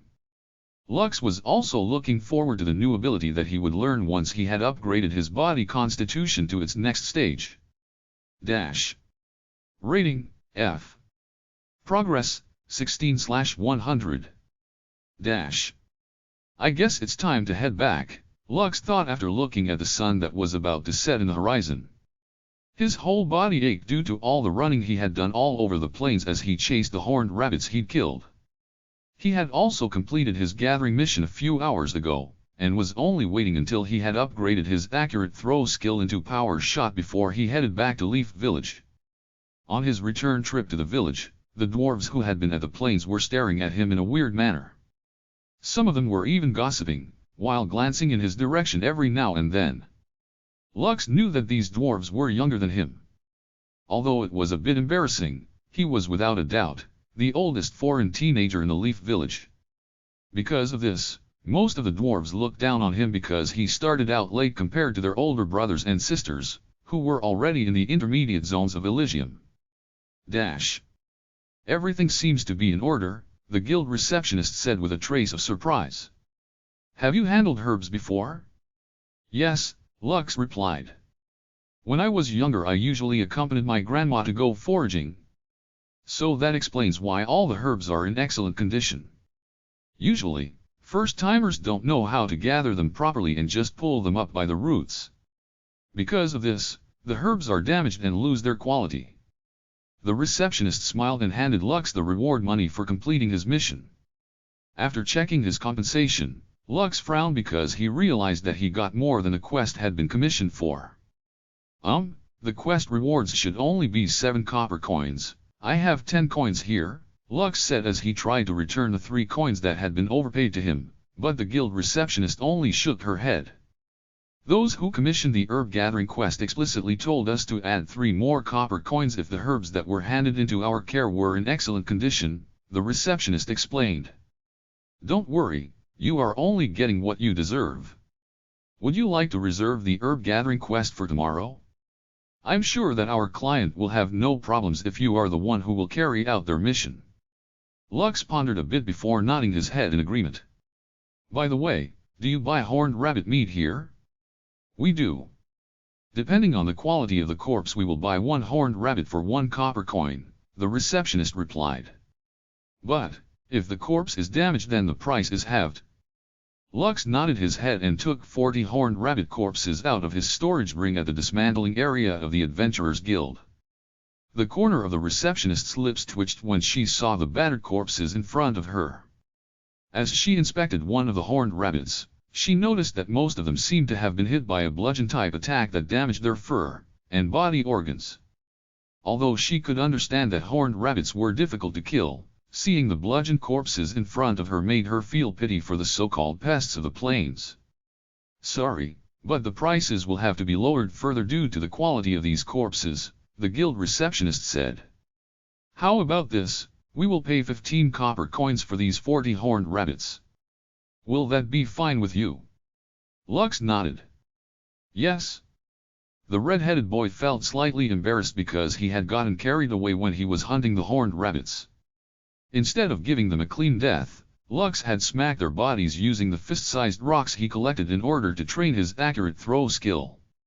Only the first 10 kills were in good condition, so he decided to keep them for himself to use as food rations during his travels.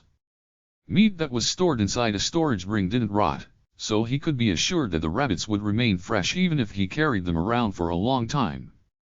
After earning an additional 15 copper coins, Lux returned to his inn to rest for the night. The alpha beast of the plains of aspiration is the carbuncle, Lux muttered as he opened his Elysian compendium. It is the lord of the horned rabbits. Fortunately, its territory is at the center of the plains, so I don't have to worry about meeting it anytime soon. But, just to be on the safe side, I won't wander too far into the plains tomorrow. The carbuncle was a meter tall, blue rabbit with a red, diamond-shaped, crystal on its forehead. These so-called red diamonds were highly sought out by mages and magic swordsmen because of its ability to amplify magic. However, as an alpha creature, a party of 6 whose members had stepped onto the apostle rank was needed in order to challenge this quick and nimble beast. Although it was weaker than the field boss, Forest Wolf King, it was without a doubt one of the apex creatures in the beginner's zone. Chapter 20 Monster Outbreak Part 1. Lux was sleeping peacefully when the loud tolling of several bells sounded in the middle of the night. The half-elf opened his eyes and opened the window of his room. He didn't know what was happening, so he decided to take a look outside to get a better understanding of what had caused this commotion so late into the night. It didn't take long for Lux to see several dwarven patrolmen running towards the south gate of the village. Judging by the anxious expressions on their faces, Lux knew that something bad had happened. The red-headed boy immediately equipped the wolf's leather armor that he had acquired in his gotcha pull before leaving his room in haste. Defense, 20. Pierce and slashing damage reduced by 10%. When he arrived at the first floor of the inn, several dwarves were organizing themselves into parties. All of them were wearing armor, and they were holding their weapons firmly in their hands. Excuse me, but can you tell me what is happening? Lux asked the innkeeper who was standing behind the bar and smoking a pipe. The innkeeper took a deep drag of his pipe before answering Lux's question. Every once in a while, we get monster outbreaks. Right now, we have an undead outbreak and everyone's gathering at the south gate in order to bolster our village's defenses. Are you planning to participate in the village's defense? Yes, Lux replied in a heartbeat. Although I just arrived here in Leaf Village, I feel that I should do my best in order to protect this place. The innkeeper's gaze softened as he lightly patted Lux's shoulder. I'll give you something good for breakfast later. Go, but make sure that you don't get yourself killed. Lux nodded with a smile as he headed towards the door. The dwarves heard his discussion with the innkeeper and they were somewhat impressed by Lux's conviction to help the village in its time of need. What are you numbskulls dawdling around for? The innkeeper shouted at the dwarves who were still loitering at the tavern area of the inn. Are you dwarves or are you goblins? Are you going to let that half-elf fight alone? If any of you don't want to fight, then you can scram. I don't need useless brats here. The dwarves immediately left the inn because they were afraid that the innkeeper would really throw them out if they didn't participate in the village's defense. When everyone had left, the innkeeper sighed as he looked up at the picture of a teenage dwarf that hung on the wall. Times like this, I wish you were here, son, the innkeeper said as he sighed a second time. This place will never be the same without you. Dash. As Lux hurried towards the southern gate of Leaf Village, he noticed several dwarves running alongside him. Big brother Lux. Colette waved her hand as she ran alongside him. Are you going to participate in the village's defense? Yes, Lux replied. Colette, is it just me or are you pretty hyped about this thing? Of course I am hyped.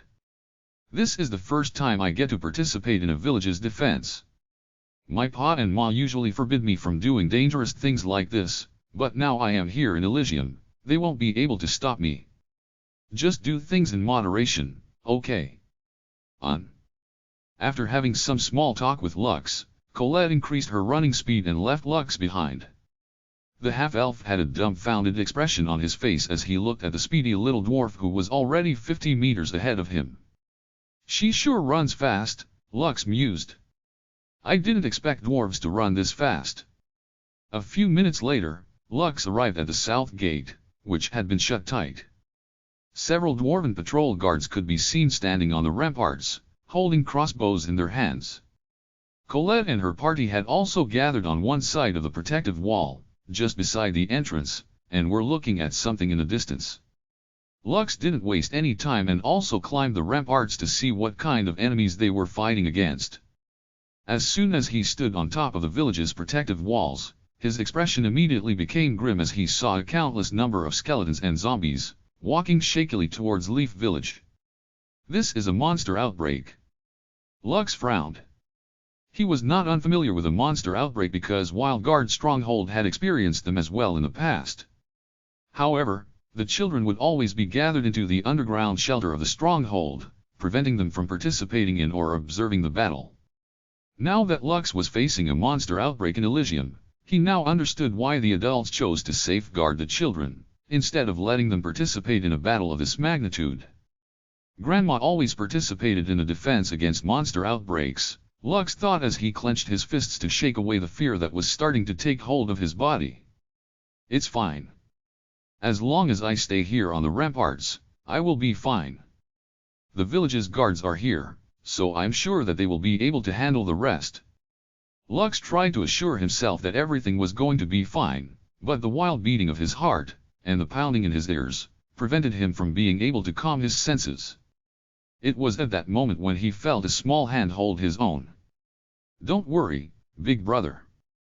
I will protect you, Colette said with a big smile on her face. Those skeletons and zombies are nothing. I can beat them with ease.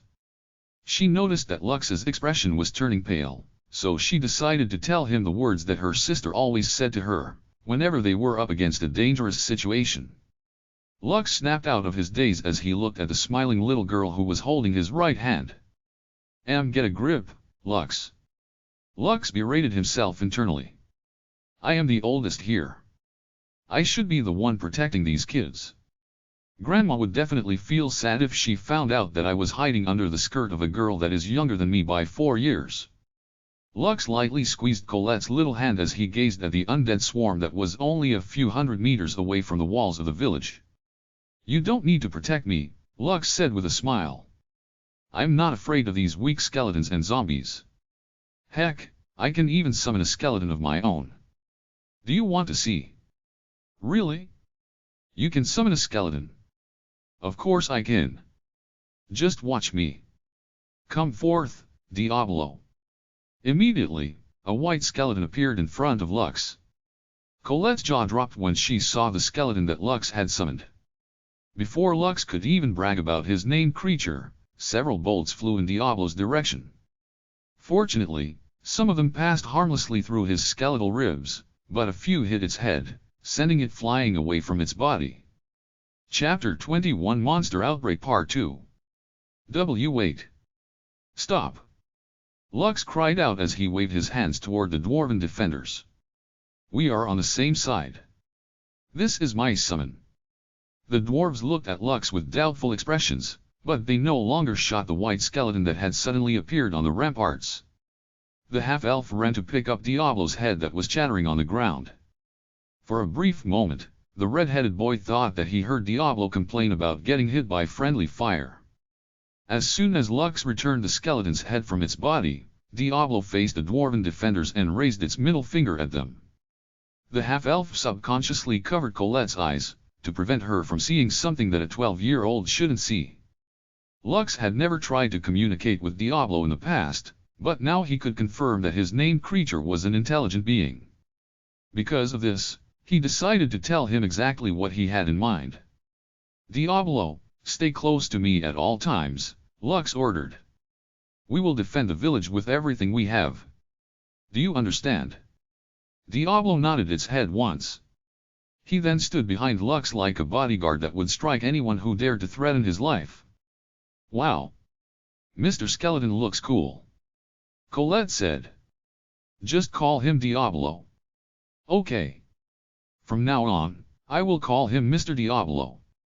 Nice to meet you, Mr. Diablo. The white skeleton looked down at the little dwarf before chattering its teeth in greeting. Diablo then patted Colette's head as if telling her that she was a good girl. It was at this moment when the sword-bearing dwarf approached and dragged Colette away from Lux. Hey, Maddie, what do you think you're doing? Colette complained as she turned around to glare at the dwarven boy who always got in the way of her discussions with Lux. The battle is about to start, Maddie explained. You are the leader of our group, so your place is here and not there. He is older than us, so he can fend for himself. Maddie then glared at Lux. You don't need a little girl to protect you, right? Yes, I don't need her protection, Lux replied. My intention is to protect all of you. Lux's declaration made Colette's party look at him as if he had a loose screw in his head. We don't need your protection, Maddie snorted. Just focus on yourself. Looking at you, I bet you'll die during the first wave of the outbreak. Colette, let's go. Fine, Colette snappily replied at Maddie. Big brother, just do your best. I will keep an eye on you, so don't worry. I will come running if you need help. Haha, okay. Lux nodded. He then shifted his attention to the young dwarf who was staring daggers at him. Boy, Maddie. What? Keep Colette safe. You can do that, can't you? Maddie scoffed at Lux as he raised his short sword towards the undead army. The only way they are going to hurt her is through my dead body, Maddie declared. Let's go, Colette. The little girl no longer resisted as she allowed Maddie to drag her back to their party members.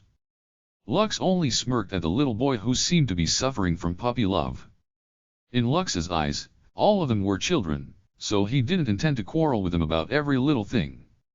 He shifted his gaze back to the undead swarm that was only 100 meters away from the village's defensive wall. Lux held a fist-sized rock in his right hand, while he held the Elyon compendium in his left. Dash. Health, 15. Attack, 3 to 10. Health, 30. Attack, 5 to 15. Health, 20. Attack, 5 to 8. Health, 50. Attack, 8 to 15. Fortunately, they don't have any range-type undead, Lux thought. Their numbers are the problem. There are too many of them. In a battle of attrition, There was no doubt that the one who would come out on top was the undead swarm. Lux scanned his surroundings and estimated that there were over 700 defenders protecting Leaf Village. 300 of those were the village's guards and the other adults who were capable of fighting. The rest were the dwarven children who were here in the beginner's area to train themselves in order to advance to the apostle rank. Lux then pointed the Elyon compendium towards the undead swarm in order to get an accurate count of how many undead they were about to face. Undead army, 9,889. Shit. Lux cursed out loud after seeing the results. Almost 10,000. Can we really survive this? As if waiting for that moment, a row of text appeared in front of Lux, which made his expression turn grim. A monster outbreak is threatening to destroy the village of Leafgate. Quest objective, survive for 1 hour. You are unable to teleport outside of or leave the village at this time. Mission will automatically fail when you die. Outbreak duration, 59:46. 10 free stat points. 100 skill points. 50 body constitution points. 20 Elysium silver coins. Lux gritted his teeth because the quest was clearly telling him that this was going to be a very hard battle. Although the rewards were good, he knew that needed to survive first, before he could enjoy its benefits. The bells in the village continued to ring without stopping. It was at this moment when Lux heard the distinct sound of another bell that didn't originate from the village. The half-elf narrowed his eyes as he extended his senses to pick up the direction of the bell that seemed to be answering their village's request for aid. It's coming from the north, Lux thought as the sound of the bell in the north intensified. Suddenly a dawn of realization descended on him. I get it now. Lux clenched his fist in determination. Reinforcements will arrive in an hour. We just need to hold out until then. The half-elf didn't know if his hunch was correct or not. But, he would like to believe that he was right. If there really was help coming from the north, then that explained why they needed to endure the monster outbreak for an hour. Everyone listen to me? A dwarf wearing full body armor shouted as loud as he could. My name is Aaron, and I am the captain of the guards here in Leaf Village. Our reinforcements will arrive in an hour, so do everything in your power to protect the village until then. One last thing, none of you are allowed to die. Now, brace yourselves. They are almost here. The sound of a blowhorn reverberated in the night, heralding the battle that was about to start. Archers, take aim. Aaron ordered. All the archers and crossbowmen loaded their bows and crossbows with bolts and arrows and took aim at the approaching army. Lux took out a deep breath as he held the fist-sized rock in his hand and aimed at the nearest undead in front of him. Fire at will. Aaron ordered. Soon, a barrage of projectiles rained down on the undead swarm, destroying the undead at the forefront of the battlefield. This was how Lux's first monster outbreak started. But, the red-haired boy had no idea how it was going to end. Chapter 22. Do you wish to consume the rank 1 beast core? Lux immediately realized how proficient the village's guards were in defending Leaf Village. Clearly, this was not the first time that a monster outbreak had happened, and all of them were veterans in this field. Even so, the sheer number of undead was still a hurdle that couldn't be overcome by experience alone. Aside from the low-tier undead, Lux also noticed some stronger undead mixed in the undead swarm that was now at the base of the village's protective walls. Foreigners, aim for the skeletons and zombies in front. Aaron ordered. The rest, aim for the draggers. Kill as many as you can. Don't let them get past the walls of the village. The dragger were similar to zombies, but with one clear distinction. They had blue skin and wore lightweight armor. They were stronger than the regular undead and were rank 1 monsters, which were equivalent to grade D apostles.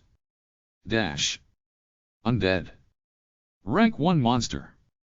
Health, 2500/2500. Mana, 400/400. Strength, 50. Intelligence, 20. Vitality, 50. Agility, 40. Dexterity, 40. Skills, slash, dash. Lux knew that he was no match against these creatures, so he just focused on aiming at the skeletons and zombies that he could kill with 2 to 3 hits using power shot. After a few minutes, bones started to pile up at the base of the protective wall. However, before Lux could even take a breather, he gasped as the undead used the piles of bones as leverage in order to climb up the village's walls, which were only 3 meters tall. Some of the undead even used each other as a ladder in order to breach their defenses. Aaron shouted one order after the other in order to stop the undead's advance, but it was futile. A scream that came from a little dwarf reached Lux's ears, so he immediately turned to his left side to see what was happening. A dragger had managed to climb up the ramparts and pierce one of the town's guards' chest with its sword. Aaron hurriedly charged at the dragger and sent it flying back towards the undead army with one powerful strike of his mithril hammer. The town's guard that had been stabbed got lucky because the sword didn't pierce too deep due to his armor. The half-elf thought that the guard would immediately retreat to tend to his injuries, but to his surprise, the dwarf kept on fighting. Lux could clearly see that the dwarf was in pain, but he was still forcing himself to swing his mace at the undead who were trying to breach the walls, with one hand pressing over his bloody chest. "Someone heal him!" Lux shouted as Diablo parried a sword strike that Lux wasn't able to block due to his concern over the guard's condition. The red-headed boy knew that although this world was similar to that of a game, it was not. The Elysians were not NPCs, but real breathing people. Ariel had hammered this fact into his head even before he had come to this strange new world, in the hope that Lux would not treat everything as if he was just playing an RPG game. "Just focus on what's in front of you, boy," one of the town's guards who was fighting near Lux shouted as he smashed his shield on a zombie's head. "He'll be fine after a drink or two later, so keep swinging ya damn sword at these bastards." Lux was about to argue, but the skeleton sword that was about to slash his face prevented him from doing so. Raising his shield, Lux blocked the attack, and used shield bash to smash the skeleton's head to bits. "How are we supposed to survive for an hour like this?" Lux gritted his teeth as he and Diablo slashed at the monsters that had now managed to climb up the ramparts to engage them in close combat. Everyone was fighting with everything they had. The town's guards, Colette, and her party members, as well as the other dwarves who were just basically little children. Lux ordered his forest wolf to grab a fallen dwarf child from the ramparts and ordered it to take her to the village to get some treatment. Although there were over a dozen clerics who could heal the injured, there were just too many people for them to attend to, and had no time to heal everyone. For their part, the town's guards did their best to protect the children who were fighting alongside them. These caused them to suffer grave injuries, while others died, alongside the children they were protecting, due to being ganged up by the undead who had now taken a foothold in their first line of defense. Colette and Maddie were being pushed back by the growing number of zombies, while the town's guard focused their attention on the draggers who posed a threat to the foreigners who were only a match for the low-tier undead. Seeing that they would only suffer more casualties in this manner, Aaron had no choice but to order everyone to retreat and use guerrilla tactics against the undead. "What about the villagers?" Colette asked one of the town's guards that was helping them retreat from the front lines. "Did they already evacuate?" "Aye, lass," the town's guard replied. "They are now in the underground shelter. Relax, they are far safer there than we are out here. So, hurry along and don't let the undead bite you." The minutes passed by as the defenders and the undead clashed against each other. Some of the villagers hadn't escaped to the shelter and were fighting against the undead, by shooting crossbows at them from their rooftops. Others were on the ground and swinging their axes left and right in order to protect their families who were currently hiding in the shelter. Lux was doing his best to help transport the injured dwarves at the rear of the battlefield, where the clerics were currently treating everyone. At times, only the forest wolf or Lux would carry the dwarves because he was afraid that the defenders would kill Diablo by mistake. Although Diablo was a pure white skeleton that stood out from the other undead, it didn't change the fact that it was still an undead. To prevent misunderstandings, he ordered his named creature to fight alongside Colette's party and protect them to the best of its abilities. Diablo had already died 3 times in an effort to protect Lux and the other dwarves from the swarm of undead that showed no signs of stopping their rampage. As Lux was carrying a dwarf boy who had been stabbed by a skeleton warrior, he found himself blocked by a dragger that had just killed one of the town's guards. Although the rank 1 monster was missing an arm, it was still a monster that was stronger than the half-elf, which made Lux's face turn pale. If he dropped the dwarf boy he was carrying and escaped, he would probably be able to save his life, but the boy would surely lose his life in the process. Just as Lux was madly thinking of what to do next, the dragger's body exploded in a fiery blaze, leaving only a blue beast core behind. "Go, child," a familiar voice reached Lux's ears. "I'll buy you some time."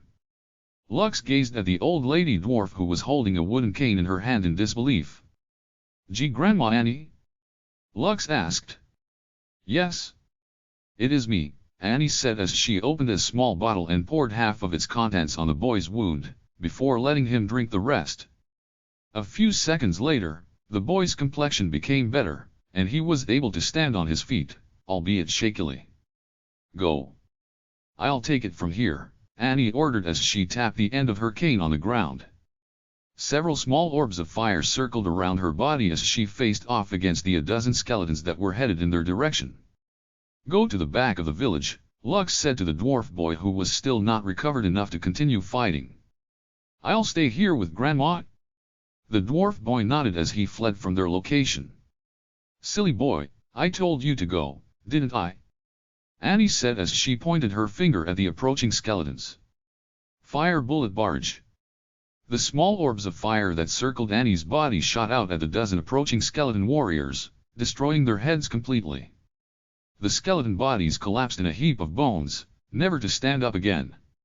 "You've done well, child." Annie picked up the blue beast core that the dragger had dropped after dying and gave it to Lux. "Here. Take this as a reward for trying your best to help everyone." Lux stared at the blue beast core wanting to refuse the old lady's goodwill, but Annie's expression wouldn't take no for an answer. "I know that you don't intend to stop, so just use that beast core to get a little stronger," Annie said softly. "As you can see, today is going to be a busy night. I might not be able to open my shop in the morning because of these trespassers." The old lady gave the undead that was swarming her village a hateful gaze. "Catch up to me after you're done," Annie ordered. "If you get lucky, we might be able to get more beast cores from the draggers we come across along the way." As Annie walked away, Lux stared at the beast core in his hand before making a decision. Ding. "Do you wish to consume the rank 1 beast core?" "Yes," Lux said with determination. He knew that Grandma Annie was right. If he wanted to help more people, he needed to become stronger first. Chapter 23 Let's Fight Together. After choosing yes, 2 more options appeared in front of Lux. Dash. This was the question that stomped Lux in the past, but now, he understood what he needed to do. Upgrade stat points, Lux ordered and the beast core in his hand was consumed. Dash. "Are you sure about your decision?" Dash. Lux said yes to confirm his decision. Immediately, the beast core turned into particles of light and was absorbed by his body. Several rows of text appeared in front of him, showing him the results of the beast core consumption. Dash.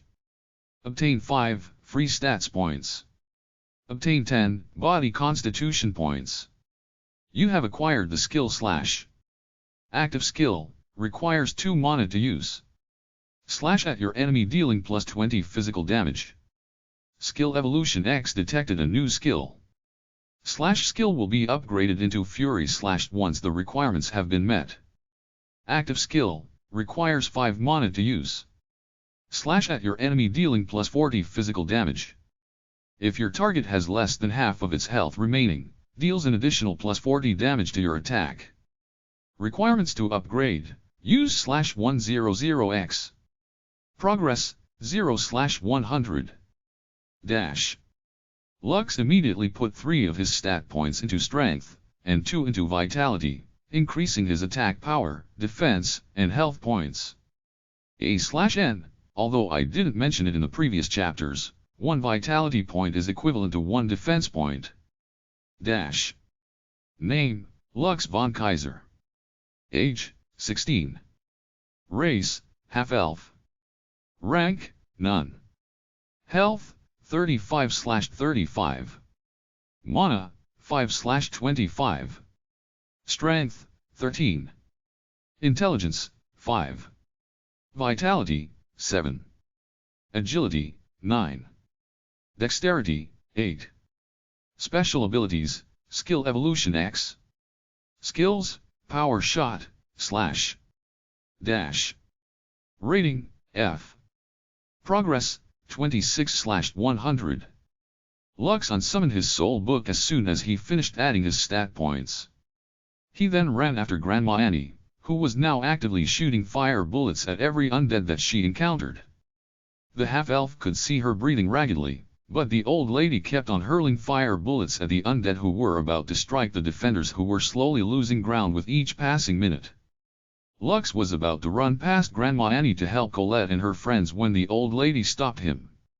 "Take this, Lux," Grandma Annie said as she handed him a dozen honey-flavored leaf candies that restored health and mana by 50 points. "Don't use them sparingly. I have plenty of those, so if you run out, just come and find me." Grandma Annie winked at Lux before putting a candy inside her mouth. Immediately, her complexion became better after replenishing her mana reserves.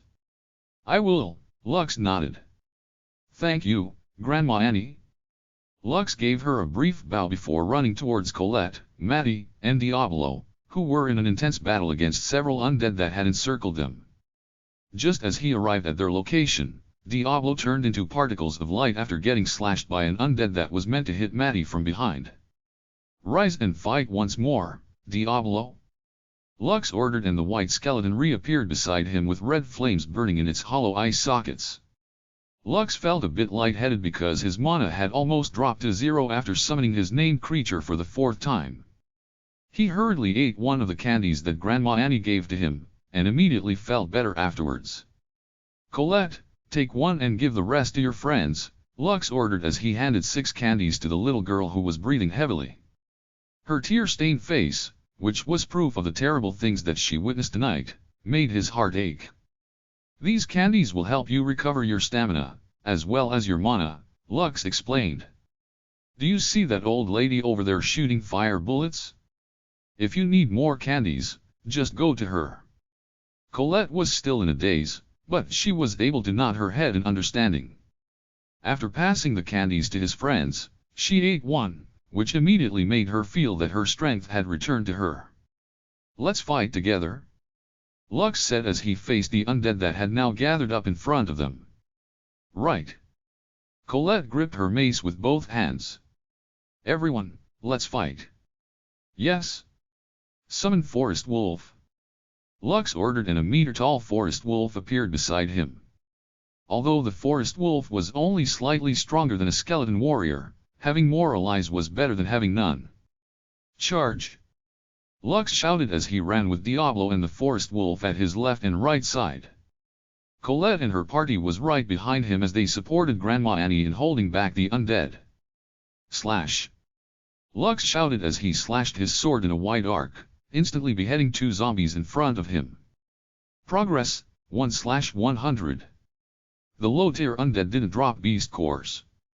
Only ranked 1 monsters and above like the Dragger had them. Unlike the half-elf, Colette, and the others gained experience points from killing monsters. These points allowed them to level up, which gave them free stat points that they could distribute freely depending on their wishes. At first, Lux argued with Ariel that this was unfair treatment. Unlike the other Solaeans, who could level up, the half-elf didn't have this advantage. Ariel smiled at him at that time and told him the reason why he was unable to gain experience points by killing monsters. It was because his soul was damaged and wasn't able to be born naturally in the world of Solat. Because of this, the laws of the world didn't apply to him because he was more of a transmigrator than a reincarnator. However, Ariel assured him that compared to Solaeans, Lux's progress was far superior. Instead of waiting to level up, he would receive quests that would directly upgrade his stats and skill points, which Colette and her friends were unable to do. Also, Ariel added that each time a person in Sola leveled up, they would only get 3 stat points that they could distribute freely.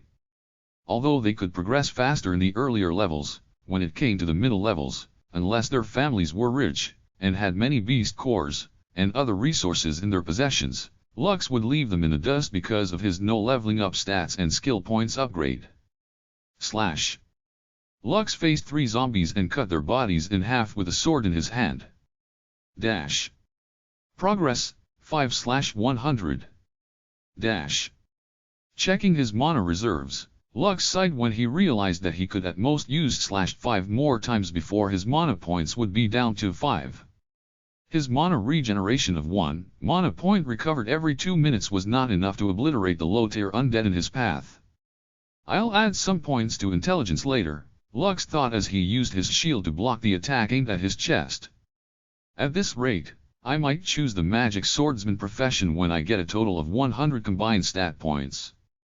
Just like in games, there was also a job class change mechanic in Elyon. They could use this function by going to the Adventurers Guild, temples, or shrines that were scattered all over Elyon. Just as the red-headed boy was sighing over his limited mana capacity, Grandma Annie shouted for them to retreat. Lux backed off just in time to dodge a thrown sword headed in his direction. When the red-headed boy looked in the direction where the sword had come from, he found 3 draggers walking leisurely towards their group, which made his expression turn grim instantly. A/N. Take note that Lux said stamina here instead of health points because it would make no sense if he told them that the candy would help them recover their health points. So, he opted to tell them that it would help them recover their stamina, which, in some cases, is almost the same, since it will make them feel that they had recovered their strength to fight again. Chapter 24 Lux's Regrets. Shit. Lux cursed out loud at the 3 rank 1 monsters that had come to personally deal with them. "Run!" Grandma Annie ordered. "I can beat 1 of them, but I can't beat 3 at the same time. Let's retreat." Colette and her friends supported the old lady as they retreated, but the draggers didn't plan to just watch and let them escape. "Block them!" Lux ordered. The forest wolf and Diablo moved forward to intercept the 3 draggers in order to buy them some time to escape their pursuit. Unfortunately, it only took 1 slash for the forest wolf and Diablo to turn into particles of light, which only brought them a few seconds of reprieve. Gritting his teeth, Lux stopped running and held his ground. Holding his shield, Dawn, and one-handed sword, Tranquility, he once again summoned Diablo and the forest wolf by his side. After doing so, he swapped his sword for the Dagger of Frost. Rarity, Rare. Dagger. Attack, 10 to 15 frost damage. Allows you to use the skill Ice Slash. Ice Slash. Deals 20 to 25 frost AoE cone damage to creatures that are within 5 meters away from the user. Has a chance of freezing the user's enemy for 5 seconds. Skill cooldown, 2 minutes. Ice Slash. Lux roared, sending a white, crescent, energy blade, flying towards the 3 draggers that were running towards him. 2 of the monsters were frozen in ice, while the third one brushed off the attack despite it dealing significant damage to its body. The forest wolf growled as it lunged at the dragger, biting its neck. Diablo, on the other hand, slashed at the dragger's hand that carried its weapon in an attempt to disarm it. Unfortunately, the boned sword wasn't strong enough to cut the hand off, making Diablo's attempt futile. This exchange lasted only for a few seconds before the forest wolf and Diablo, once again, turned into particles of light after receiving the dragger's counterattack. During this brief period, Lux forcefully chewed another candy inside his mouth, recovering his mana at a fast rate. No sooner had the dragger killed the 2 annoying pests, than the wolf and the skeleton reappeared in front of it to continue attacking it from both sides. It was also at this moment when the other 2 draggers broke out of their frozen state, roaring in anger. Their eyes locked on Lux's with the intention of tearing him apart. However, before the 2 draggers could even get close to the half-elf, the third dragger had once again killed Diablo and the forest wolf. It then roared and sent a hate-filled punch towards the red-headed boy, who hurriedly raised his shield to defend himself. A loud crash reverberated in the air, followed by a pain cry as Lux was sent flying by the dragger's attack. The boy's body landed over a dozen meters away from where he previously stood and rolled on the ground for a few meters more before stopping completely. Lux's body was racked in pain, especially his left arm, which was bent in an unnatural angle. It was so painful that the half-elf's vision blurred as tears streamed down his face, while he gasped for breath. With every breath he took, he felt a sharp pain in his chest and wondered how many of his ribs were broken. Gritting his teeth, he tried to stand up, but he couldn't muster any strength in his body. "Grandma! Vera," Lux said between pained breaths. "Sorry." Lux looked up at the three draggers who were looking down on him, with their swords raised high. He knew that he no longer had the ability to dodge the assault of the three rank 1 monsters that surpassed his current abilities. His only regret was that he wouldn't be able to keep his promises to his grandma Vera, Ariel, and Max. "I'm sorry." Lux sighed as he closed his eyes, waiting for the strikes that would end his life, but they never came. Instead, he felt a wave of hot air wash over his body, making him open his eyes abruptly.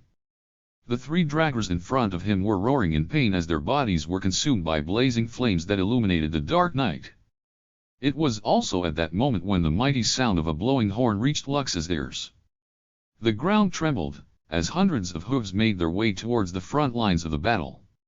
Suddenly, something jumped over Lux's body that was lying on the ground.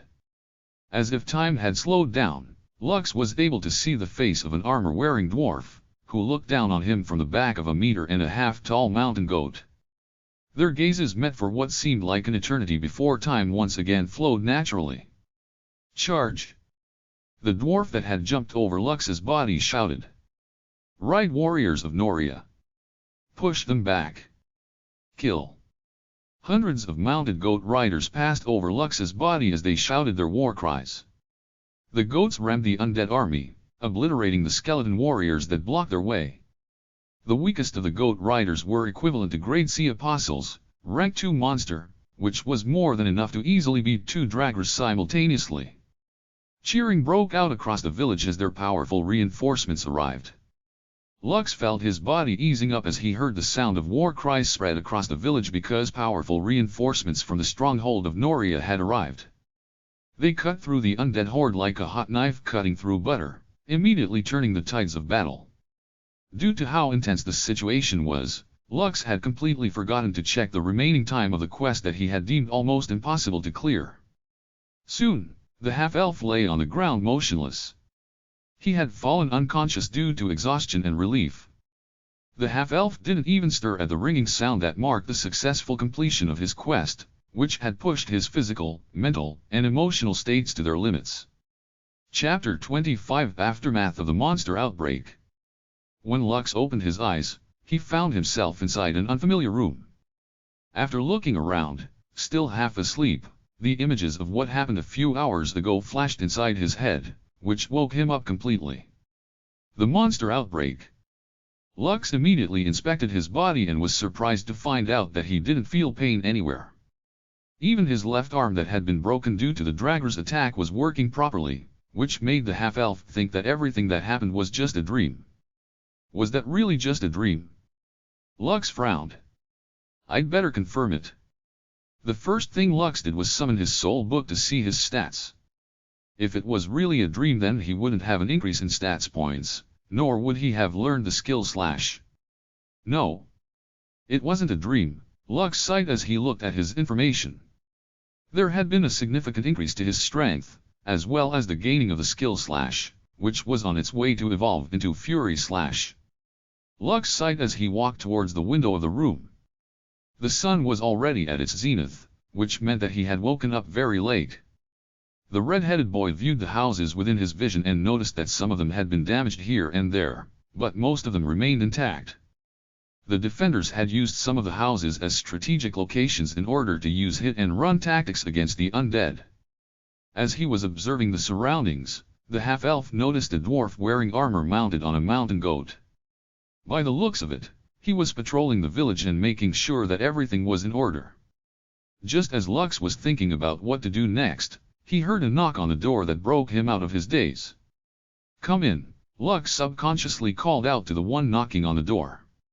When the door opened, The old lady dwarf whom Lux was very familiar with, smiled when she saw him already awake. Although the clerics healed your body a few hours ago, they might have missed a few spots, Annie said as she walked towards Lux. Is there any place that still hurts? I still have some healing potions with me. Lux shook his head. I'm fine, Grandma Annie. What happened to Colette and the others? Are you talking about those children who fought with us last night? Yes. They have also been treated by the clerics. A few hours ago they went to the plaza before they returned home, Annie answered. If I'm not mistaken, they said that they would report what happened here to their elders. Many people died last night. Fortunately, no more than a dozen children passed away due to the efforts of the village guards, and the reinforcements that came from the stronghold of Noria. Grandma Annie had a very sad expression on her face as she talked about the deaths of the children. It is a bit embarrassing to say, but as an adult, we don't like to see children dying in front of us, even if they are foreigners, Annie stated. Thanks to them, we were able to last as long as we could until the reinforcements arrived. Less than a dozen children had died during the hour of fighting due to the strong presence of Aaron and the village guards. According to Grandma Annie, almost 200 village guards died last night. That was almost 2/3 of the total number of guards that were protecting Leaf Village. If only there hadn't been any draggers in the undead swarm, the number of casualties would have been much lower. Rank 1 monsters that numbered in the hundreds were a nightmare for a village located in the beginner's zone. Aaron was a grade C apostle, which was the equivalent of a rank 2 monster. The rest of the town's guards were grade D apostles, which meant they were only as strong as rank 1 monsters. Grandma Annie, do monster outbreaks happen often? Lux asked as he sat on the couch, joining the old lady. Annie nodded. We get them once or twice a year. But, this time around, it was quite problematic. I'm sure that the stronghold will station at least a dozen or two of their goat riders here to protect the village for the time being. With them around, we will probably survive the next outbreak that is sure to happen in another half a year or so. Lux sighed as he thought of the bi-yearly calamity that the Leaf Village had to face. He asked Grandma Annie a few more questions, which the latter answered to the best of her abilities. Because of this, the half-elf was able to learn a lot of things. In the dwarven kingdom of Beliven, villages would normally be built near a dwarven stronghold, which acted as its protector in times of need. The stronghold of Noria, for example, was the protector of 4 villages, including Leaf Village. The villagers used the bells to communicate with the stronghold over long distances when they were being attacked by a force that far surpassed their capabilities to defend against. In turn, the stronghold would then dispatch its goat riders to assist the villages to resist the threat that had come knocking on their doors. However, due to the distance, they needed at least an hour to arrive, which was why Lux's survival quest asked him to survive for an hour, before the reinforcements came to their rescue. You were very brave last night, Lux, Annie said as she held the red-headed boy's hand firmly. Also, thank you for standing up to those draggers to give us time to escape. I only did what had to be done, Lux replied. In the end, I was saved as well. Lux wasn't delusional to think that he could have survived his predicament by himself. If not for the timely arrival of the goat riders, he might have been added to the list of casualties of the monster outbreak who had died protecting the village. Although being regarded as a dead hero might be something that your bloodline could be proud of, a dead hero is still a dead hero. Lux would rather be alive than dead, so he was very thankful that he was still alive after that nightmarish night that he would always remember in his memories. Before I forget, please, take this. Annie took out 3 blue beast cores and handed them to Lux. Those belonged to the 3 bastards that tried to kill you last night. Lux didn't stand on ceremony and gratefully accepted the beast cores, which would allow him to grow stronger. Grandma, were you the one that saved me last night? Lux inquired. If you were asking who was the one that burned those draggers, then yes, it was me, Annie answered. But, it is not I who saved you, but it is you that saved me. If you didn't block their path, I and the children might have been grievously injured or, worse, dead. Also, you gave me enough time to cast a high-level spell, so it is still thanks to you that we were able to survive to live another day. Lux smiled and didn't say anything else. As if waiting for this moment, his stomach growled in protest to tell him that he had not eaten breakfast. Grandma Annie chuckled and bid Lux to follow her down the dining area to have lunch with her. Naturally, the half-elf accepted her offer and enjoyed rice porridge with egg that was prepared especially for him. After eating a filling lunch, Grandma Annie told him to rest more inside the guest room because the village was still in a bad state. Lux nodded his head in agreement and thanked Grandma Annie for her hospitality. Right after he closed the door of his room, the red-headed boy sat on the couch and summoned his soul book. He opened the quest page and saw the completion mark on top of it. He then eyed the rewards that he had no time to check last night due to exhaustion. Dash. Status, completed. 10, free stat points. 100, skill points. 50, body constitution points. 20 Elysium silver coins. 100, skill points. Dash. I gained a bonus of 100 skill points after completing the quest, which gives me a total of 200 skill points, Lux mused. With this, I won't need to use the beast cores I earned to upgrade Diablo. I have enough points to upgrade him twice. Last night, he realized how fragile Diablo was when facing a monster that was a tier higher than him.